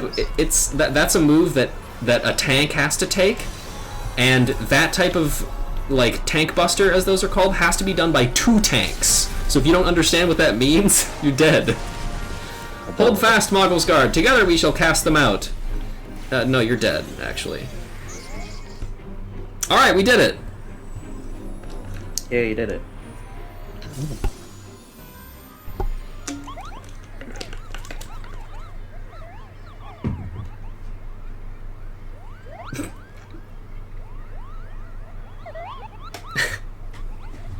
I love the noises they make. It's very cute. Well, we did it. We didn't kill any of them, I don't think. We can get mortal Mog knives, or a Mog pawn coffer. I'll take it. Sure, here you can have the player commendation. I love it. And there you go. That was it. That was the big boss of this entire fight. I'm glad to be here. I gotta go now. Bye. We still got more time. You did it, Kupo. You did it. Good King Moggle Mog the 12th, may his mighty soul rest in peace, is no more. Yep. You beheaded the king, Kupo. I shudder to think what might have happened had you not stopped the Mongols' guard when you did. Thank you, Ruja. Perhaps they'll come to their senses and stop playing at fairy tales. Rest assured that the chieftain will have choice words for them too. You should go and tell Puckneypack that the king is no more, Kupo. She's with Rayo at Camp Tranquil and can relay the news to the chieftain. Sure, why not? Alright, so given the length of this, and also just given how I personally am feeling right now, I think what we're going to do is we're going to finish up the MSQ here, we're going to do an unlock quest, and then we're probably going to end, which is very early of ending a stream here, but I'm just feeling a little bad right now, to be honest. That's fair. So I apologize for having your time here be so short, Montel. I know how much you love reading. Yeah, that's what I'm here for, to hear y'all read. Not me, though. If you don't want to read, that's totally fine. I don't mind, man. I'm here for moral support. Yeah, that's fine. That's cool. Do either of you guys? No, okay. You're just. I'll take Puckney Pack. Do I dare believe my ears? Good King Moggle the 12th, may his magnificent virtue serve as an example for us all, has fallen. All Moogle kind owes you a debt, Kupo. Ah, and I sense Raya wishes to congratulate you as well. I shall let you two speak without fear of interruption. And whatever. On the properties of primals, Raya Senna wishes to congratulate you on your victory over good King Moggle the 12th, long may he reign. Your bravery in service to the Twelveswood and her Moogles shall not be forgotten, Rusha. My sister will doubtless wish to hear the tale of this great victory from the mouth of the woman responsible. pray return to the Lotus Stand and treat her to a full account of the day's events, while the details are yet fresh in your mind. I know only too well how modest you are. If you take no pleasure in recounting your deeds, pray think instead of the pleasure others take from hearing about them. Surely that is motivation enough for one so selfless. Good, off to Lotus Stand with you. Yep, okay, they're both just talking about how horrible of a woman Raya-O is, I guess. Oh my god. They're very mean to her for no reason. As we will learn.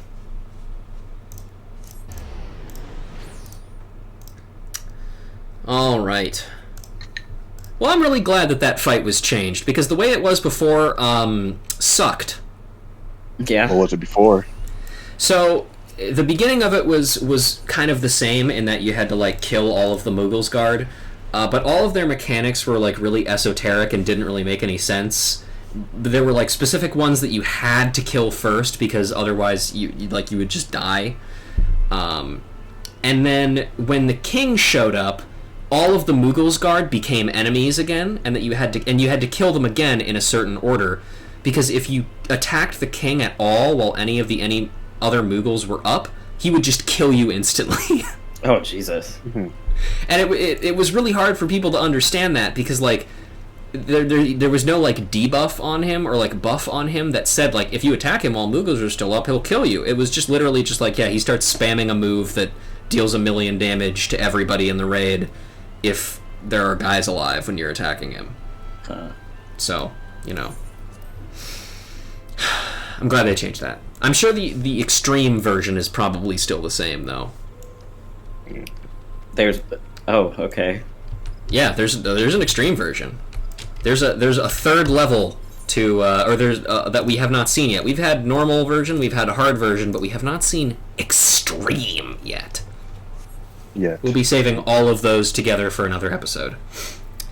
Hey Kuplo, what are you doing? Everyone wants to hear your tale, Koopa. What are you waiting for? Tell them, tell them. Papalimo? By Louis Sua's definition, the late King Mogulmog XII, long may he reign, was indeed a primal. But how can that be? It defies all precedent. Rusha, Kublakov said you killed the king. I'm pleased, of course, but it completely spoiled the end of your story, silly Moogle. Thank you, Yida. I mean, I wouldn't have come back if I... Please look forward to Mogulmog Savage. That's what I'm saying! When are they gonna bring us Mogulmog Ultimate, or whatever? Rusha, you are returned to us, unharmed and victorious. Thus I have 2 reasons to be glad. Yet many questions remain unanswered. If you would be so kind as to oblige me, I would fain hear all that occurred in Thornmarch. Well, we killed like 12 little guys, and then a big little guy came out, and then we killed him too. Then it is as we feared. The king really is a primal. But he really isn't, is he? I mean, the Moogles don't worship him, for one thing. He's not even a god to them. That doesn't sound like any primal I've ever heard of. Then mayhap the fault lies with the definition. The fact remains that through a combination of the power contained in crystals and the force of their collective faith, the Moogles called forth a being that by rights should not exist. Moreover, when slain, said being left no corpse, the ether which compromised him instead being scattered to the 4 winds.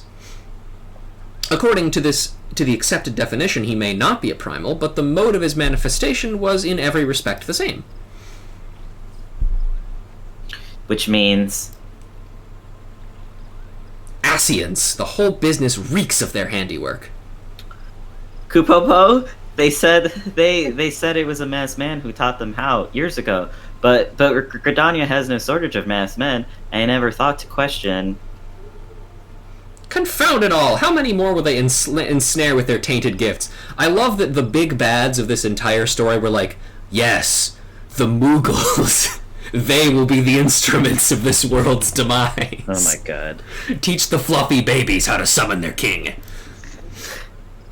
Too many, I fear. So long as there are paragons to stir the embers, fools to build the pyre, and crystals to feed the flame, ever and again shall we suffer primal visitation. A somber thought, but a salutary one.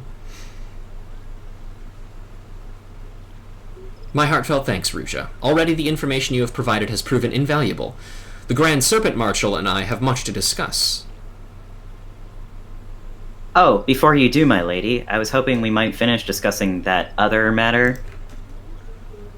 The matter of which you speak has even now been settled. The Scions shall not want for support. We shall be glad to send additional supplies to Revenant's Toll. We knew you could count on you, my lady. While Ida and I remain to discuss the particulars of our arrangement with the Elder Seedseer, mayhap you could return to the Waking Sands and apprise the antecedent of all that has transpired? I'm sharpening my knife, Kupo, says the Save Moogle from Final Fantasy IX. That's right, you can harass the Save Moogle in Final Fantasy IX. Oh yeah, I saw that video. It's really fucking funny. Oh, you don't God. have to worry about the Moggle's Guard anymore, Kupo. The chieftain made them apologize in front of absolutely everyone. And just to be sure, we're keeping a close eye on them too. Please extend my personal thanks to the antecedent, along with my best wishes for the Scion's forthcoming move. This business has taught us much, and the antecedent must needs be informed of our findings. Pray leave matters here to us and return to the Waking Sands.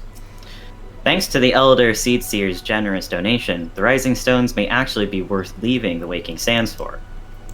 You know, it's really funny that this is the plot line that we're going along with the Scions of the Seventh Dawn, because I'm also moving eventually someday. Oh boy. Yeah. As soon as the landlord contacts us and tells me when I can actually start moving in, I'm gonna start moving. Oh hell yeah. Hey, congratulations. By the way, hey Hunter, you're here, right? Has there been any information on that whatsoever? Because they have not kept me in the loop at all. They have my email. I don't know why they're not telling me anything. Big rude. No, okay, that's the same. I really wish landlords communicated better, if nothing else. Yeah. Fuck landlords, but yeah. For sure, but that's landlords for you. yeah, I just need this one thing, guys. Especially because, like, I have a tentative start date for a new job down in that area, but I don't have a day when I'm actually living down there yet. Just a little bit of a problem. I was gonna say, how far is it from your current living situation? It's about an hour 40 minutes or so. Ooh, nah. So, Yeah. like, not Nah. terrible, but I don't Nah. want to, you know? Yeah. It is good to see you hail in Hearthy, Ruja. I received word from Ida and Papalimo that you had felled good King Moggle the 12th, but I had hoped to hear your version of the tale. I love that everybody uses his full title, by the way. Nobody just calls him, like, the king. It's just like, no, you gotta call him good King Moggle the 12th. Can't disrespect the name. Yeah. So it was as they said, someone with the same methods used by the Beast Tribes and taught by the Scions. Though unfortunate, this incident did at least serve to remind the Elder Seedseer of our usefulness. Her offer of additional support could not have come at a better time. My thanks, Ruja. The Gifted. The time has come at last to leave Vesper Bay, and Minfillia would apprise you of the final details of the move. Owing to the efforts of all concerned, we are at long last ready to bid farewell to Vesper Bay. So, as to avoid drawing undue attention, we shall first make the journey to Revenant's Toll in small groups, departing at irregular intervals. Lest you doubt, it's still my intention to conduct future operations openly, but on this particular occasion the need for caution overrides all other concerns. To move north as one ponderous caravan would only serve to invite attack. It seemed only right that I should be the last to leave, and I would have you remain with me until the end, Ruja. Upon my departure, the Waking Sands will formally cease to be our headquarters, and the premises will be given to the care of Urianger. I had thought to relinquish the property, but he was quite adamant that I had not the heart to disagree. These walls have borne witness to some of the brightest and darkest moments in our Order's history. Mayhap it is best that we do not forsake them entirely. Urianger shall remain here and devote his energies to studying the nature of primals. By the grace of the 12, he will one day discover the permanent solution that we have sought for so long. Of course, he will not be alone. Alize shall continue to work closely with him as well. Should they require our assistance, I have the assurances that they will not hesitate to contact us. Speaking of Urianger, would you inquire of him of any tasks remain undone? I cannot escape the feeling that I have forgotten something important. Also, that line of dialogue is, of course, different if you have not finished the Bahamut stuff, which we have. Good job. Yeah, we did it. And looks like everybody's already gone. So, hey, Ehrenwald, anything to say? Nope, that's nothing. That's nothing. Hey, buddy, how you doing? Thou art ever welcome, Ruja, but I require no assistance. Pray take thy leave unburdened by concerns for my well-being. Verily, thy countenance bespeaks a desire to quit this place without further delay. Mayhap thou thinkest this chapter of our tale concluded, that these halls should rightly be consigned to the annals of history. In man's eagerness to seize the future, how readily he doth set down the past. Full many a proud pioneer hath bravely stridden to the great unknown, only to find there the banner of his ancestor, faded by the eons. And still man glorieth in his discoveries. 'Tis through this his pride that wisdom doth ever weigh to ignorance, while they who lurk in shadow remain hidden, lost no sooner than they are found. Translation: we need this area still be available for people who have quests that can only be accepted in this area, so we're not closing it down. Be not offended, Ruja. Thy conduct hath ever been beyond reproach. Despite thy surpassing strength and all thy many victories, thou hast never been so convinced of thine own greatness as to imagine thyself above the failings of thy forebears. Perhaps it is in the echo which hath opened thine eyes to the lessons of history. Would that the same could be said of A cutscene. I'm not watching the Discord stream, so I was like, you said cutscene. I'm like, what the hell are you talking about? Still talking. We're talking about the cutscene, obviously. I see it now. I see it Duh. now. Seeing it. Hey. Anyway, whence came that cry? The solar 12-4-10, the antecedent. Damn, we left her for literally like 2 minutes. What happened? Uh-oh, she tripped. Oh no. Was it a cactus? Like, was that what she tripped over? I don't know. Ruja, you must... Man, shut the fuck up, bees. I like Minfillia.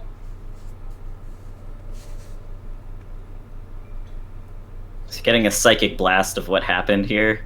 Mm-hmm.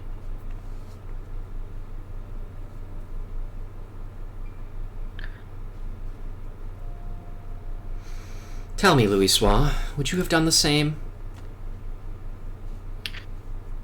Louis Soir Leveilleur was a remarkable man. Wise That was beyond correct, by the way. mortal- That was a 100% correct pronunciation. Good job.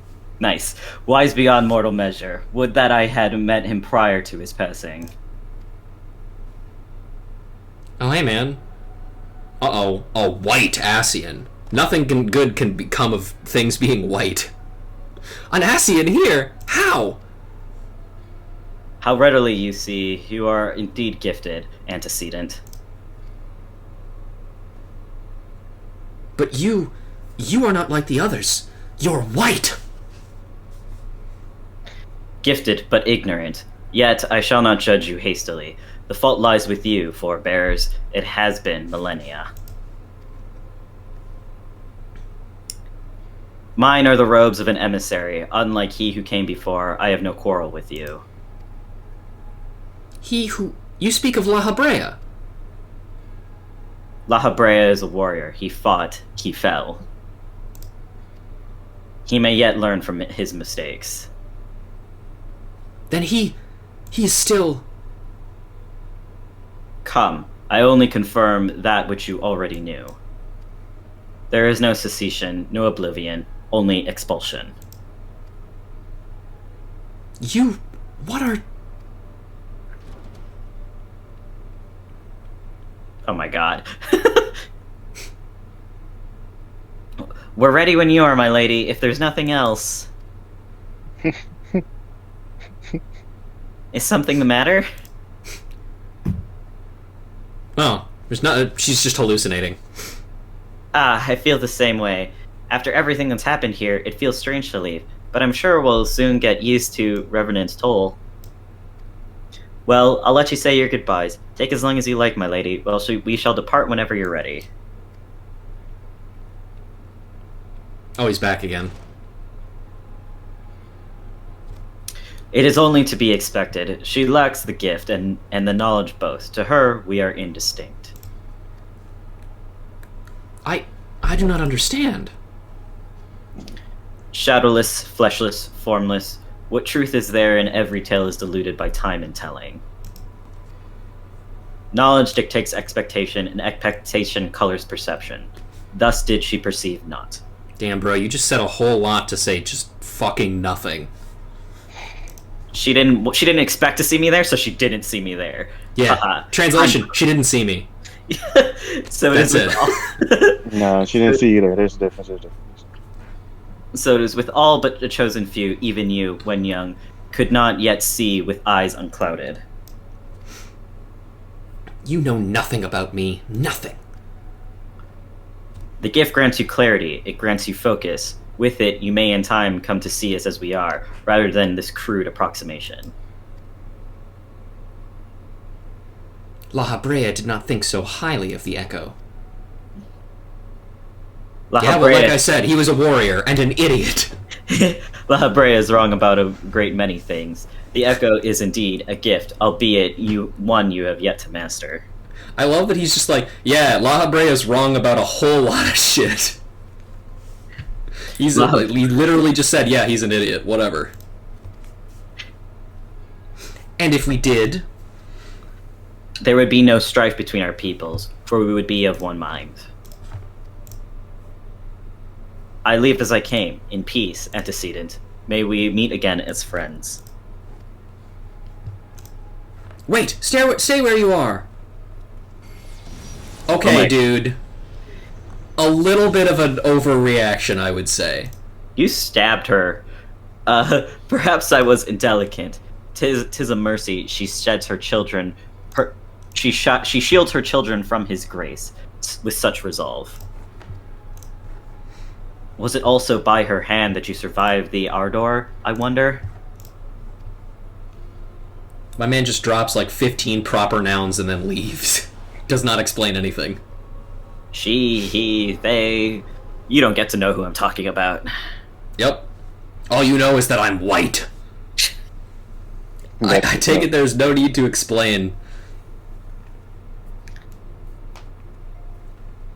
Save your concern. He did me no lasting harm. Whatever his intention was, it was not to kill.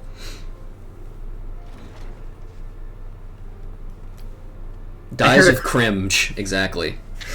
I heard a cry. What happened? Are you alright? You look faint. Do you need to lie down? I could fetch you a flask of my special tonic.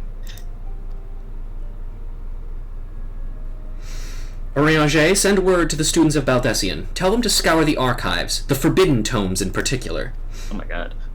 If there is any reference to an Ascian robed in white, however oblique, I would know of it.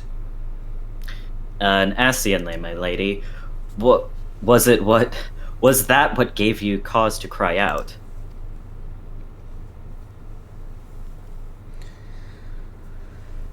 But I did but moments ago glimpse a figure clad in white set forth from the waking sands. Yet Ascians are wont to employ teleportation magics. Why would one be so brazen? I know not and care not. Find him, Rusha. Turn every stone in Vesper Bay if you have to. Pray attend me, Tataru. Sure, whatever. Alright, I guess we gotta go find some white guy. Yeah, that's gonna be so easy. That's gonna be so... Unfortunately, they are everywhere. How you doing, Minfillia? You feeling okay? He speaks of peace, but I know his words belie his true intent. Quickly, Rusha, do not let him escape. I'm so glad everybody else is working so hard at this. Wait, hang on, there's... Okay, there we go.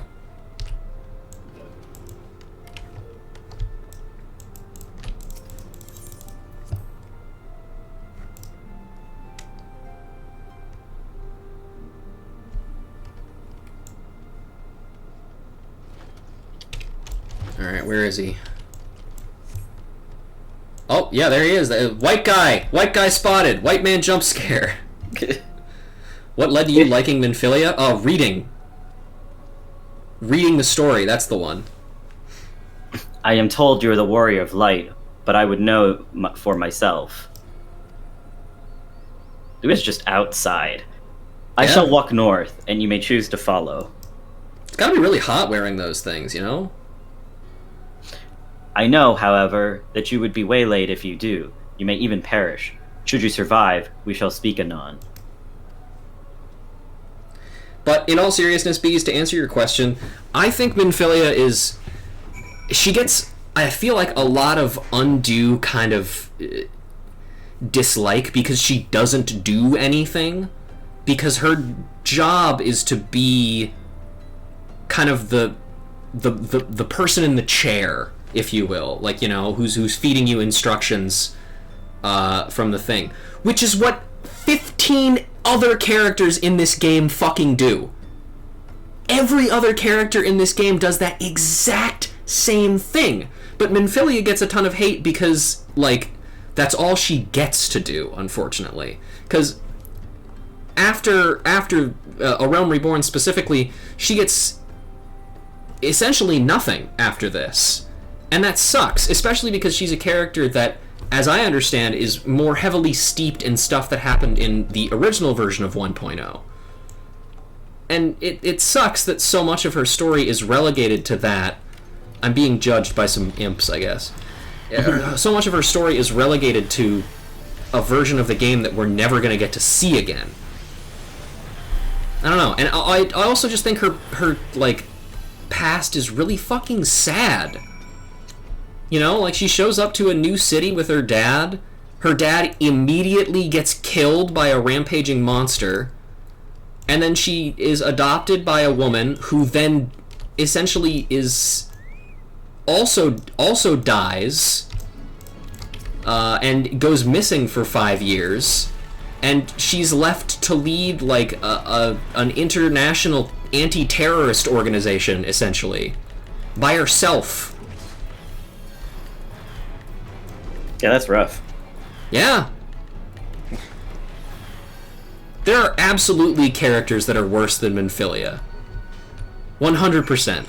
And I just feel like she gets so much of... I think Minfillia, to me, represents A Realm Reborn. Because she is a lot of talking, not a lot of doing. And that's what A Realm Reborn is to a lot of people. It's too much talking and it's not enough doing. Heavensward changed that. It's a lot of doing and not always a lot of talking. And I think both of those things have their place, but people are so quickly to gloss over A Realm Reborn and Minfillia as a character because they just don't want to read it. They just don't want to like look at it and understand what it is.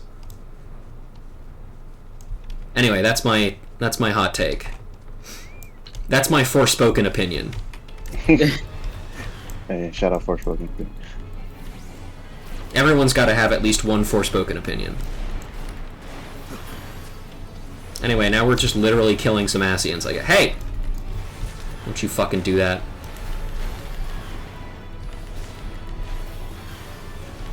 Oh yeah, I guess so. Oh. I wonder which one is the important guy here.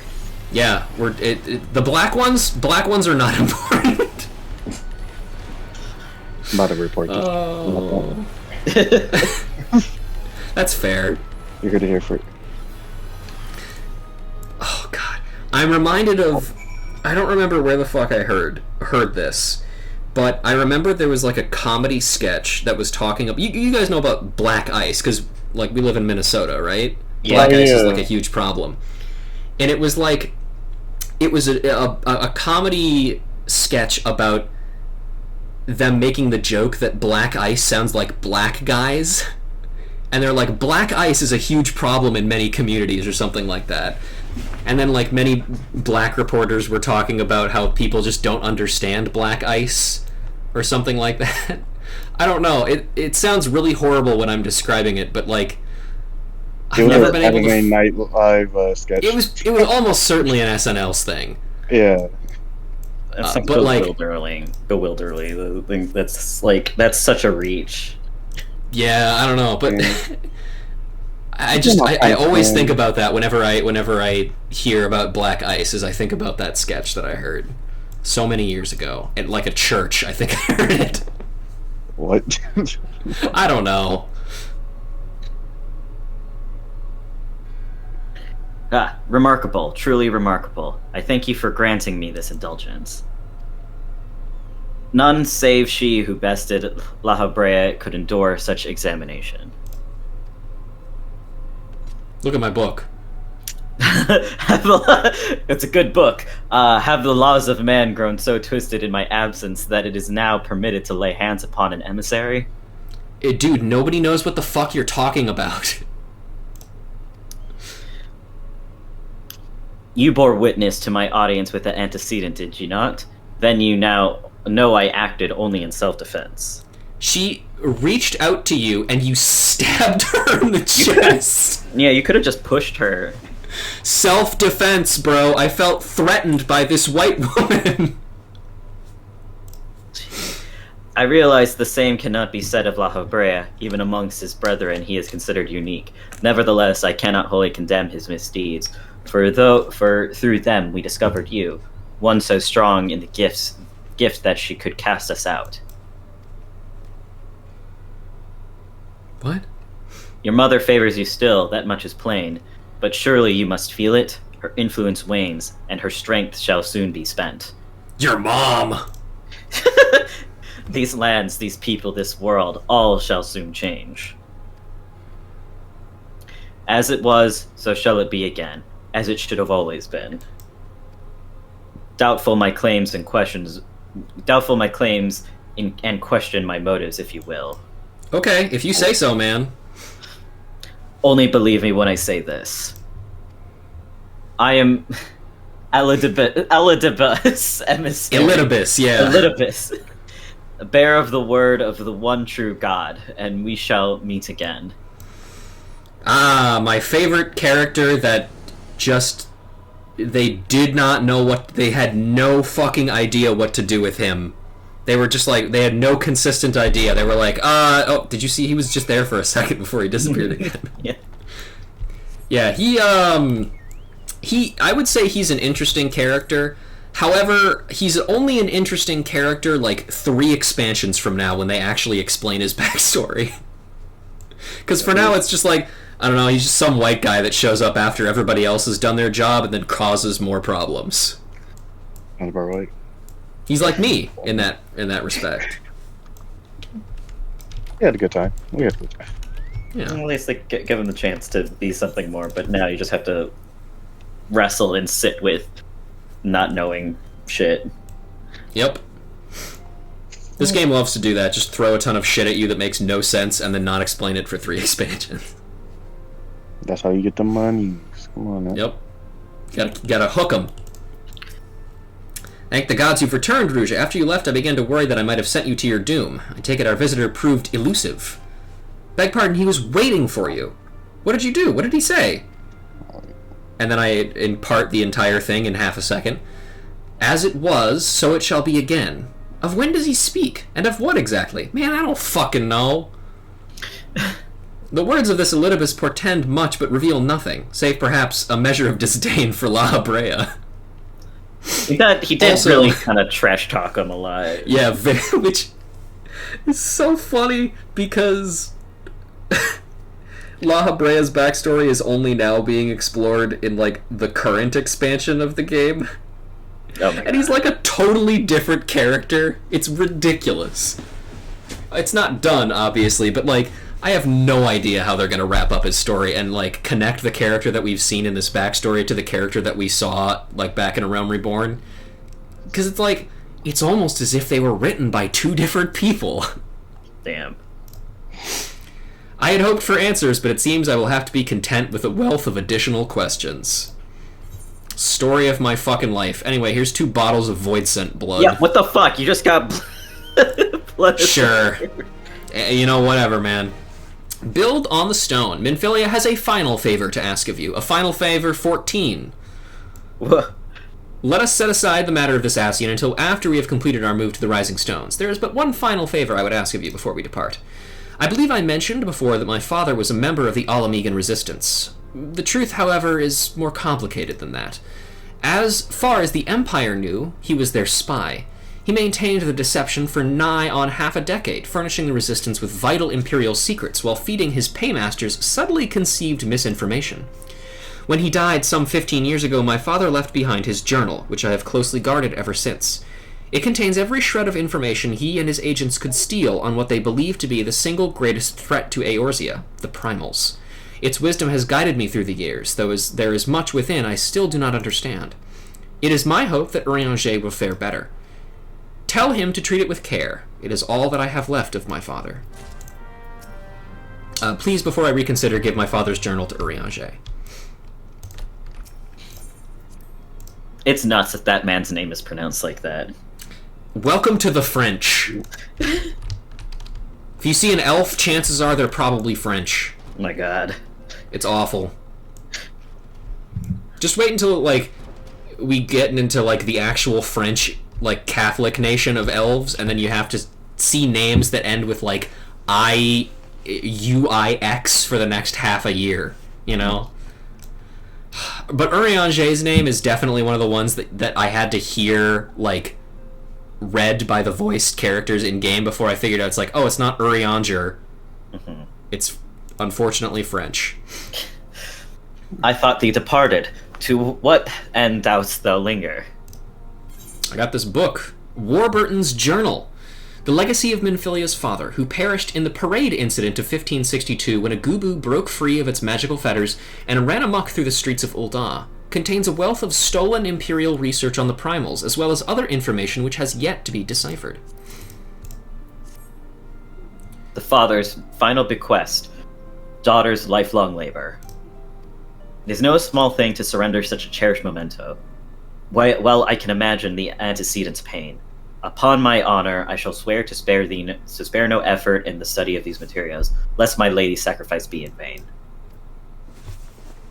The fact that his little hood has like space for his ears makes me mad. It's like it's driving me insane every time I look at it. It's funny because characters like him that have those little ear holes in them make it even funnier that Vieira are not allowed to wear hats. Because like, why would this be a thing that is allowed to exist, but I can't just get a nice little sock for my ears? I mean, come on, guys. No. Ruja, this is Minfillia. Forgive me, but I could wait no longer. I have departed for the Rising Stones. If you have yet to... Once you have given the journal to Urianger, I bid you come to the 7th heaven in Revenant's Toll. Tataru will be there to show you inside our new headquarters. Assuming you have already attuned to it, you may wish to make use of our new Aetheryte in Revenant's Toll. After all, it is right on our doorstep.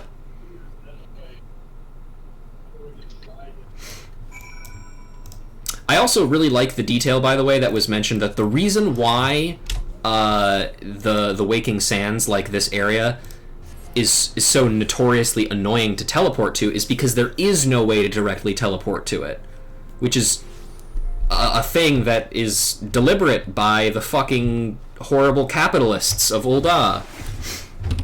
Ha-ha. Hey, Tataru. Tataru. Would you like to know what her last name is, by the way? What is it? Her last name is Taru.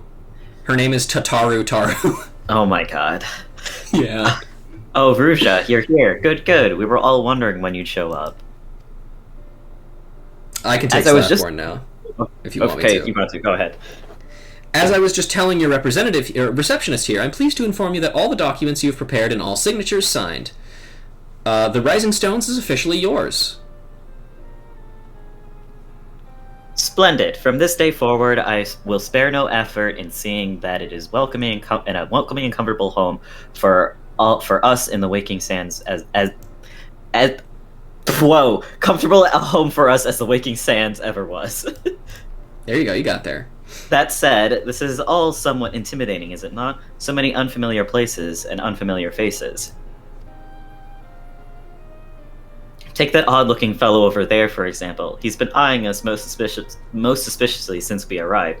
I cannot help but wonder if we are truly safe here. Who is that guy? Ah, that man. I can't say I've spoken to him myself, but rumor has it he's come to hunt for ancient treasures in the Crystal Tower. You've seen the structure I speak of, no? It'd be hard to miss it. The massive pillar of shining crystal that looms high over the land just to the southeast of here. If the tales are to be believed, it's a remnant of some ancient civilization. The details remain a mystery, and that's no doubt why it's drawn adventurers and schoolers from all over looking to unearth its secrets. Oh my god. The man over there is no exception, and if my instincts are true, he knows more than most. If you're curious about the tower yourself, you could do worse to talk to him and see what he knows. Translation, you have to do those quests in order to continue the main story. Why, if I weren't otherwise occupied with my duties here, I'd have half a mind to join you. I mean, just look at it. I can scarce begin to imagine what wonders lie inside. That's that's wonderful to hear. Rest assured that this receptionist will work just as hard to see our efforts do not skip a beat despite the relocation. And as Otaku says, that little segment there does not happen if you have not, or if you have finished the Crystal Tower quests already, like Otaku had. And don't worry, I will be saving the Crystal Tower raids for later. We have a couple of things to get through before I want to do those, but we will probably be doing those soonish. I will let you know, regardless. And with that, Ruja, I do believe it is time you officially announced your presence to everyone inside. The antecedent and the others will surely be overjoyed to see you.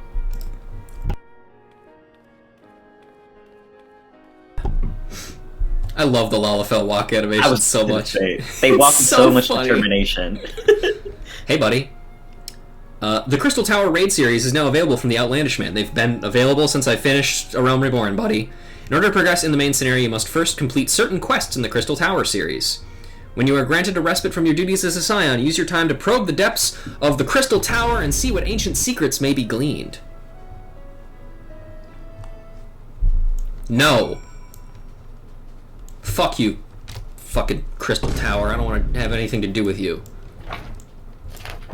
Hey, Tatara, how you doing? Welcome to our new home, the Rising Stones. Isn't it lovely? But why are you standing around here talking to me? Everyone's waiting for you inside. Well, because you have dialogue, and I have to read, or I don't have to read the dialogue. Remy has to read the dialogue, but I have to catalog it, you know? Ooh, look at this place. Very swanky.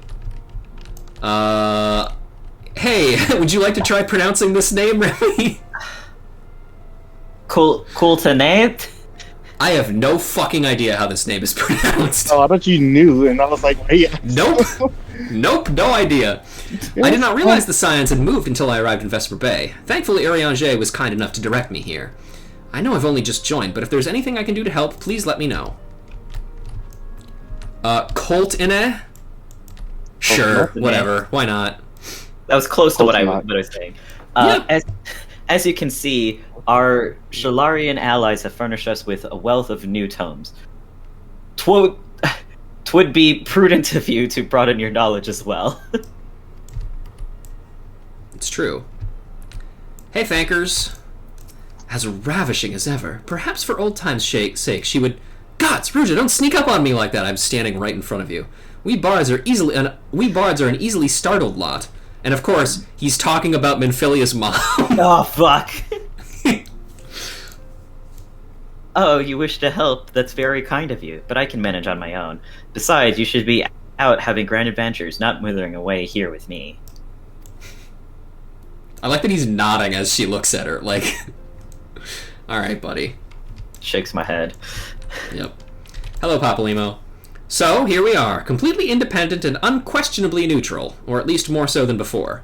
Truth be told, I cannot say that it feels that different. Of course, Ida begs to differ. Ida, how do you feel? I love the smell of victory in the morning. It smells like sweat. No, Monte sauce. No, victory. Yeah, victory. Look at her go. Yeah. She's having a great time. Hoary Boulder. The horror! The horror! Okay, buddy. I'm sure you'll be fine. Whoa. It's even funnier that Flamine is, that you're calling Flamine a cougar because she's literally a cat girl. Hello, Alpha Node. Is it not wonderful, Ruja? Nary a presumptuous merchant has darkened our door. I know full well they will come in time, but for now let us enjoy the respite.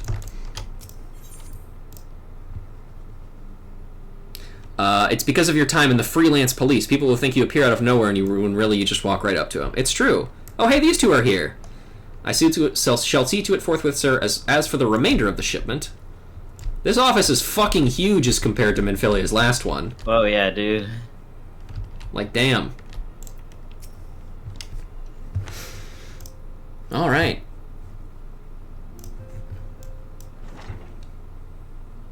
Oh, everybody's here.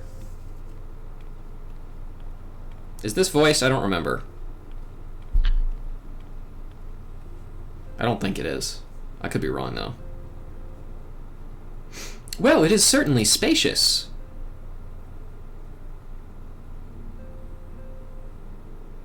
Yeah. Very much so.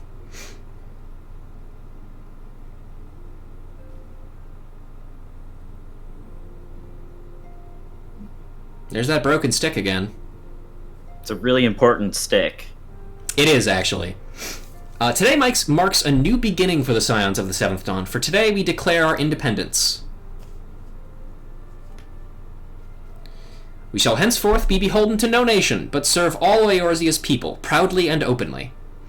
But this does not mean we will sever our ties with the Eorzean alliance. On the contrary, the antecedent and I shall endeavor to strengthen them. Rest assured, however, that we shall not permit political considerations to influence our decisions. Our identity remains unchanged, as does our cause. We are the Scions of the Seventh Dawn, and our single purpose is to safeguard the future of Eorzea. Is it July 4th? No, it's like January 26th. For Eorzea! We did it.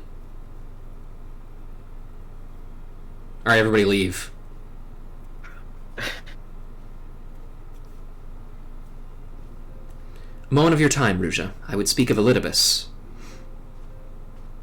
Oh, hi. When did you get here?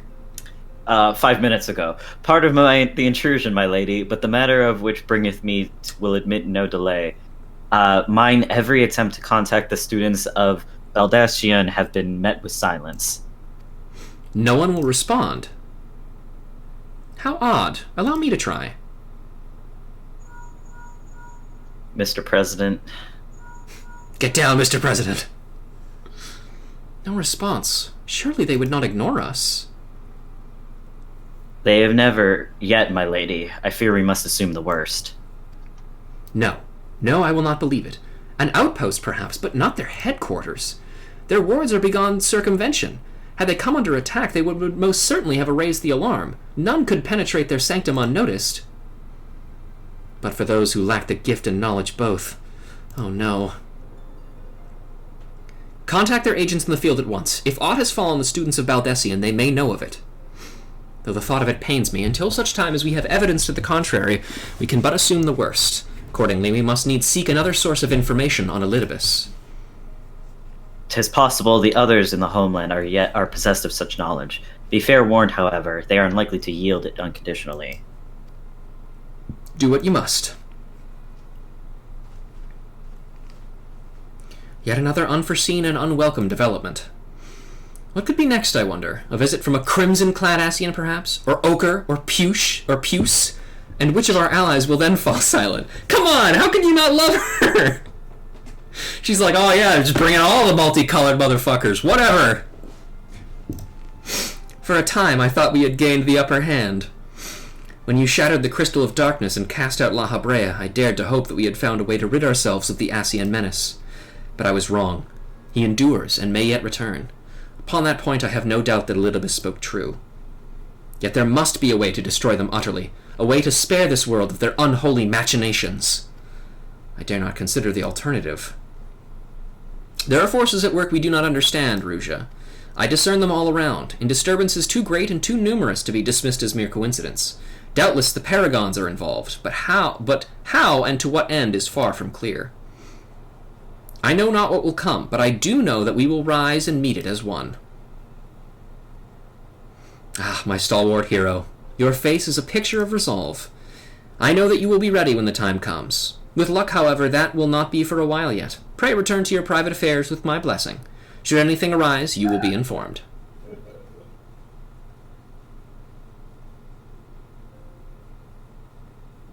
Kryl, where are you? Who knows, but we won't find out until Heaven's Word. Rip. I think it's crazy that she's name-dropped that far back. Anyway, White. Your intercession was not foretold. Whoa. You object? We question. Our plans are in motions, your intentions unclear. They survived the seventh Ardor and are stronger now in the gift. Does that not intrigue you?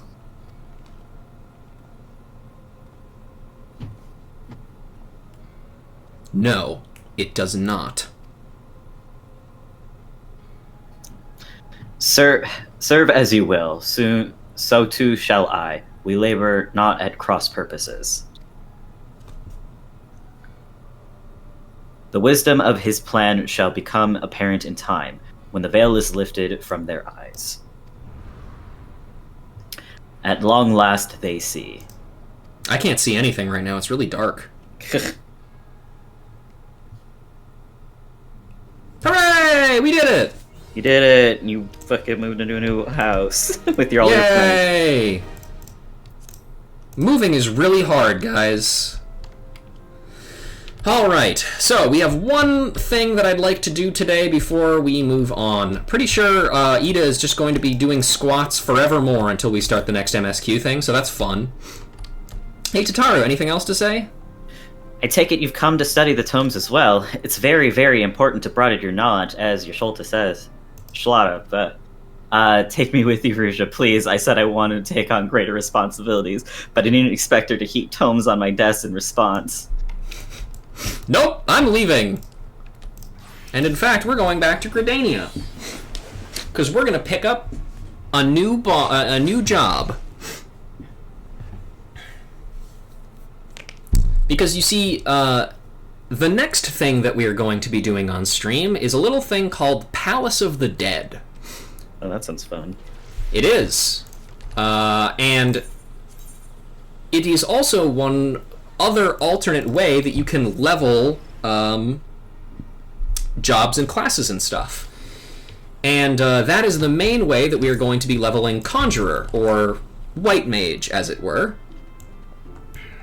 And I would like to have that unlocked before we go in, just so we have as much time as possible to go through Palace of the Dead, because that's going to take a very long time. There's 100 floors worth of that we have to get through. Oh, boy. So, you know, as much time as that we can put forward as possible is important. Seer Folly. Isumiyan has a task for a skilled adventurer. Ruja, I am glad you have come. I have the task of a most urgent and confidential nature, and I can think of none other whom I can entrust it. You are doubtless familiar with the Seed Seers, yes? Khan E. Senna, an elder Seed Seer, leader of the Order of the Twin Adder, and guardian of our fair nation, clearly needs no introduction. But you also know of her sibling? The two young... Padgels. Sister Raya O. Senna and brother Rugen Senna, Rune Senna make for Everslade as we speak, where they will perform a ritual of great import. Verily, such import that would be no overstatement to say that the very fate of Gridania hangs in the balance. As you well know, we dwell in this forest by the good graces of the elementals, eternal guardians of the Twelveswood, and most of all the great one who dwells within the guardian tree. Yet our ceaseless warning and ill treatment of trees that shelter us have aroused the great one's ire, and it is only the quieting, the ritual of which I spoke, he may be placated. Thus did the two Seed Seers set out for the Everslade, with nary a guard to accompany them. Therein lies the rub, and the nature of the favor I ask you. That's the only time I think I've ever heard anybody other than me use the phrase, "therein lies the rub." Never I say that shit all the time. By no means I would question the powers of the Seed Seers, but with the Great One's anger mounting, the 12th Wood becomes a threatening domain for even the most puissant of conjurers. Pray hasten to the Evershade and see that no harm befalls the two. Sure.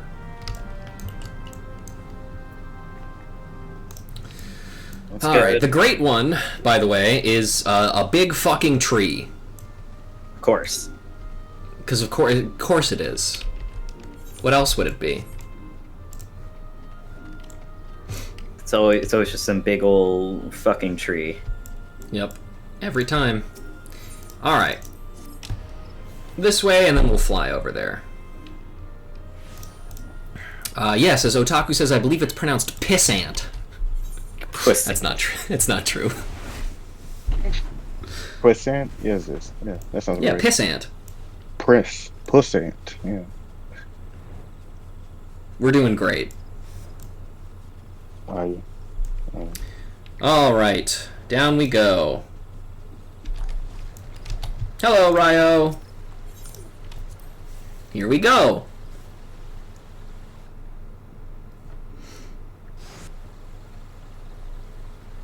Hey, guys. Curses! How can we hope to make it to the Guardian Tree with these ghastly creatures bursting forth like rampant weeds? If I'd known what we were in for, I'd brought along a wood whaler or two. In fact, I dare say we should return and do exactly that. Oh, do not be such a coward, sister. We are seed seers. These overgrown vermin are no match for us. Bold words, brother. But were they true words, we would have dispatched our enemies and arrived at our destination bells ago. Hi! The conjurer, are you? Brother Isumi, ever the warrior. For once, however, his solicitude is most welcome. Might you help us dispose of these fell creatures? Have you no pride, sister? A seed seer does not beg aid of some common adventurer. Enough, brother. We have a duty to perform. A duty that takes precedence over your silly notions of pride. Now, enough talk. Have at you! Oh boy.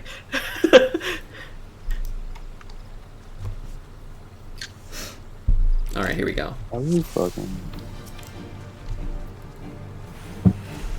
That's a big guy. The Great One does not approve of our presence here, and so he sends a swarm of bugs and some other stuff. I'll thank you to stay out of my way, adventurer. Sure, man. You look like you're doing great.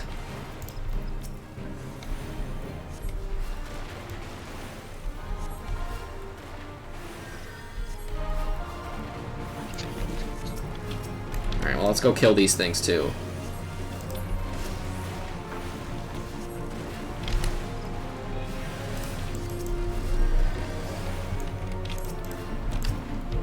Are you just coming to these missions overpowered? Yeah, kind of. Although you, technically, there's like a maximum level you can be for them that it like brings you down to. Like I'm level 36, and it brought me down to level 34. Bring down as many of the creatures as you can. Yep, I'm doing it.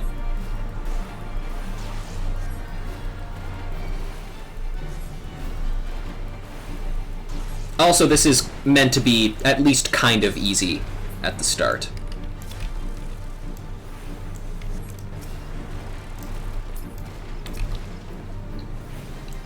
Alright, is that it? Are we done? We're done. Easy. Easy. You guys definitely should have had, like, guards, though. Like, Yeah, for they sure. should've. No. Blah!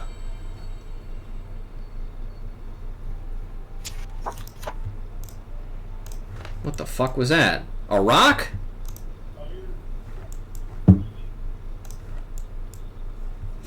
That crystal! Do my eyes deceive me, or does this adventurer inherit the legacy of A. Toa Kent? What? Stop using big words. What happened? They stopped using. It was none other than Atoa himself who last performed the quieting. No, I do not believe this adventurer's arrival is mere coincidence. Bearer of the soul crystal, inheritor of arcane knowledge long since forbidden to those not of our kind. I know not why it is you he chose, but I believe our great forefather has led you to us this day, or led you us today. Look at this guy, by the way. You didn't really get a chance to look at his design, but look at him. Bowl cut head ass. Ancient tradition dictates that the quieting be performed by 3 Pagels. But I misspeak. The ritual is to be performed by 3 white mages. If Master Atoa truly has chosen this adventure as his successor... You speak madness, sister. Surely you have not forgotten that Pagely tradition strictly forbids the sharing of the teachings with those not of our kind. The power of white magic is too great a risk to fall in the wrong hands.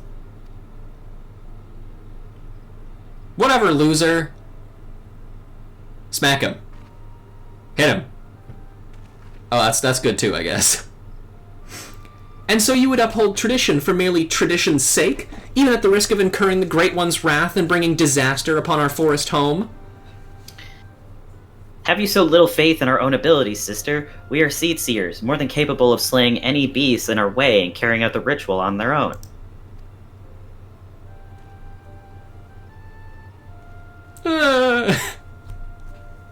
It makes you look really big, dude, when you just run away immediately after saying stuff like that. This petty bickering is getting us nowhere.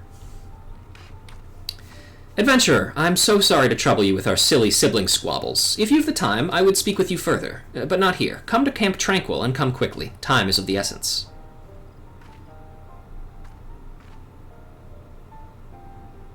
Sure.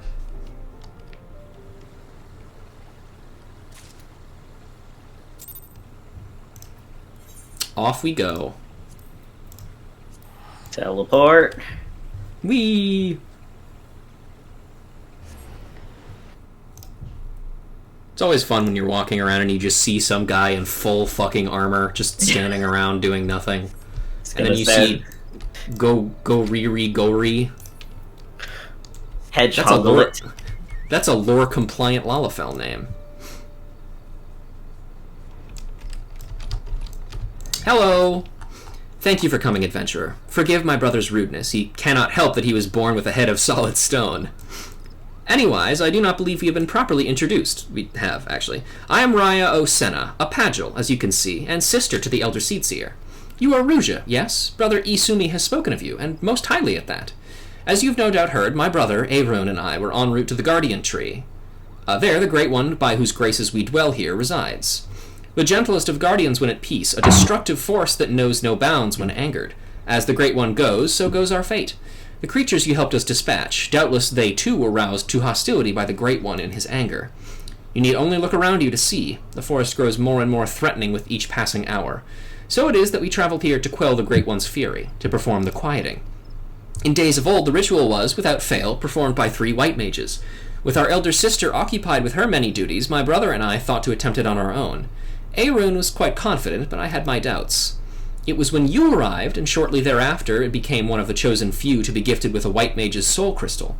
'Tis no small honor. That gem marks you as the inheritor of the magic of our ancestors.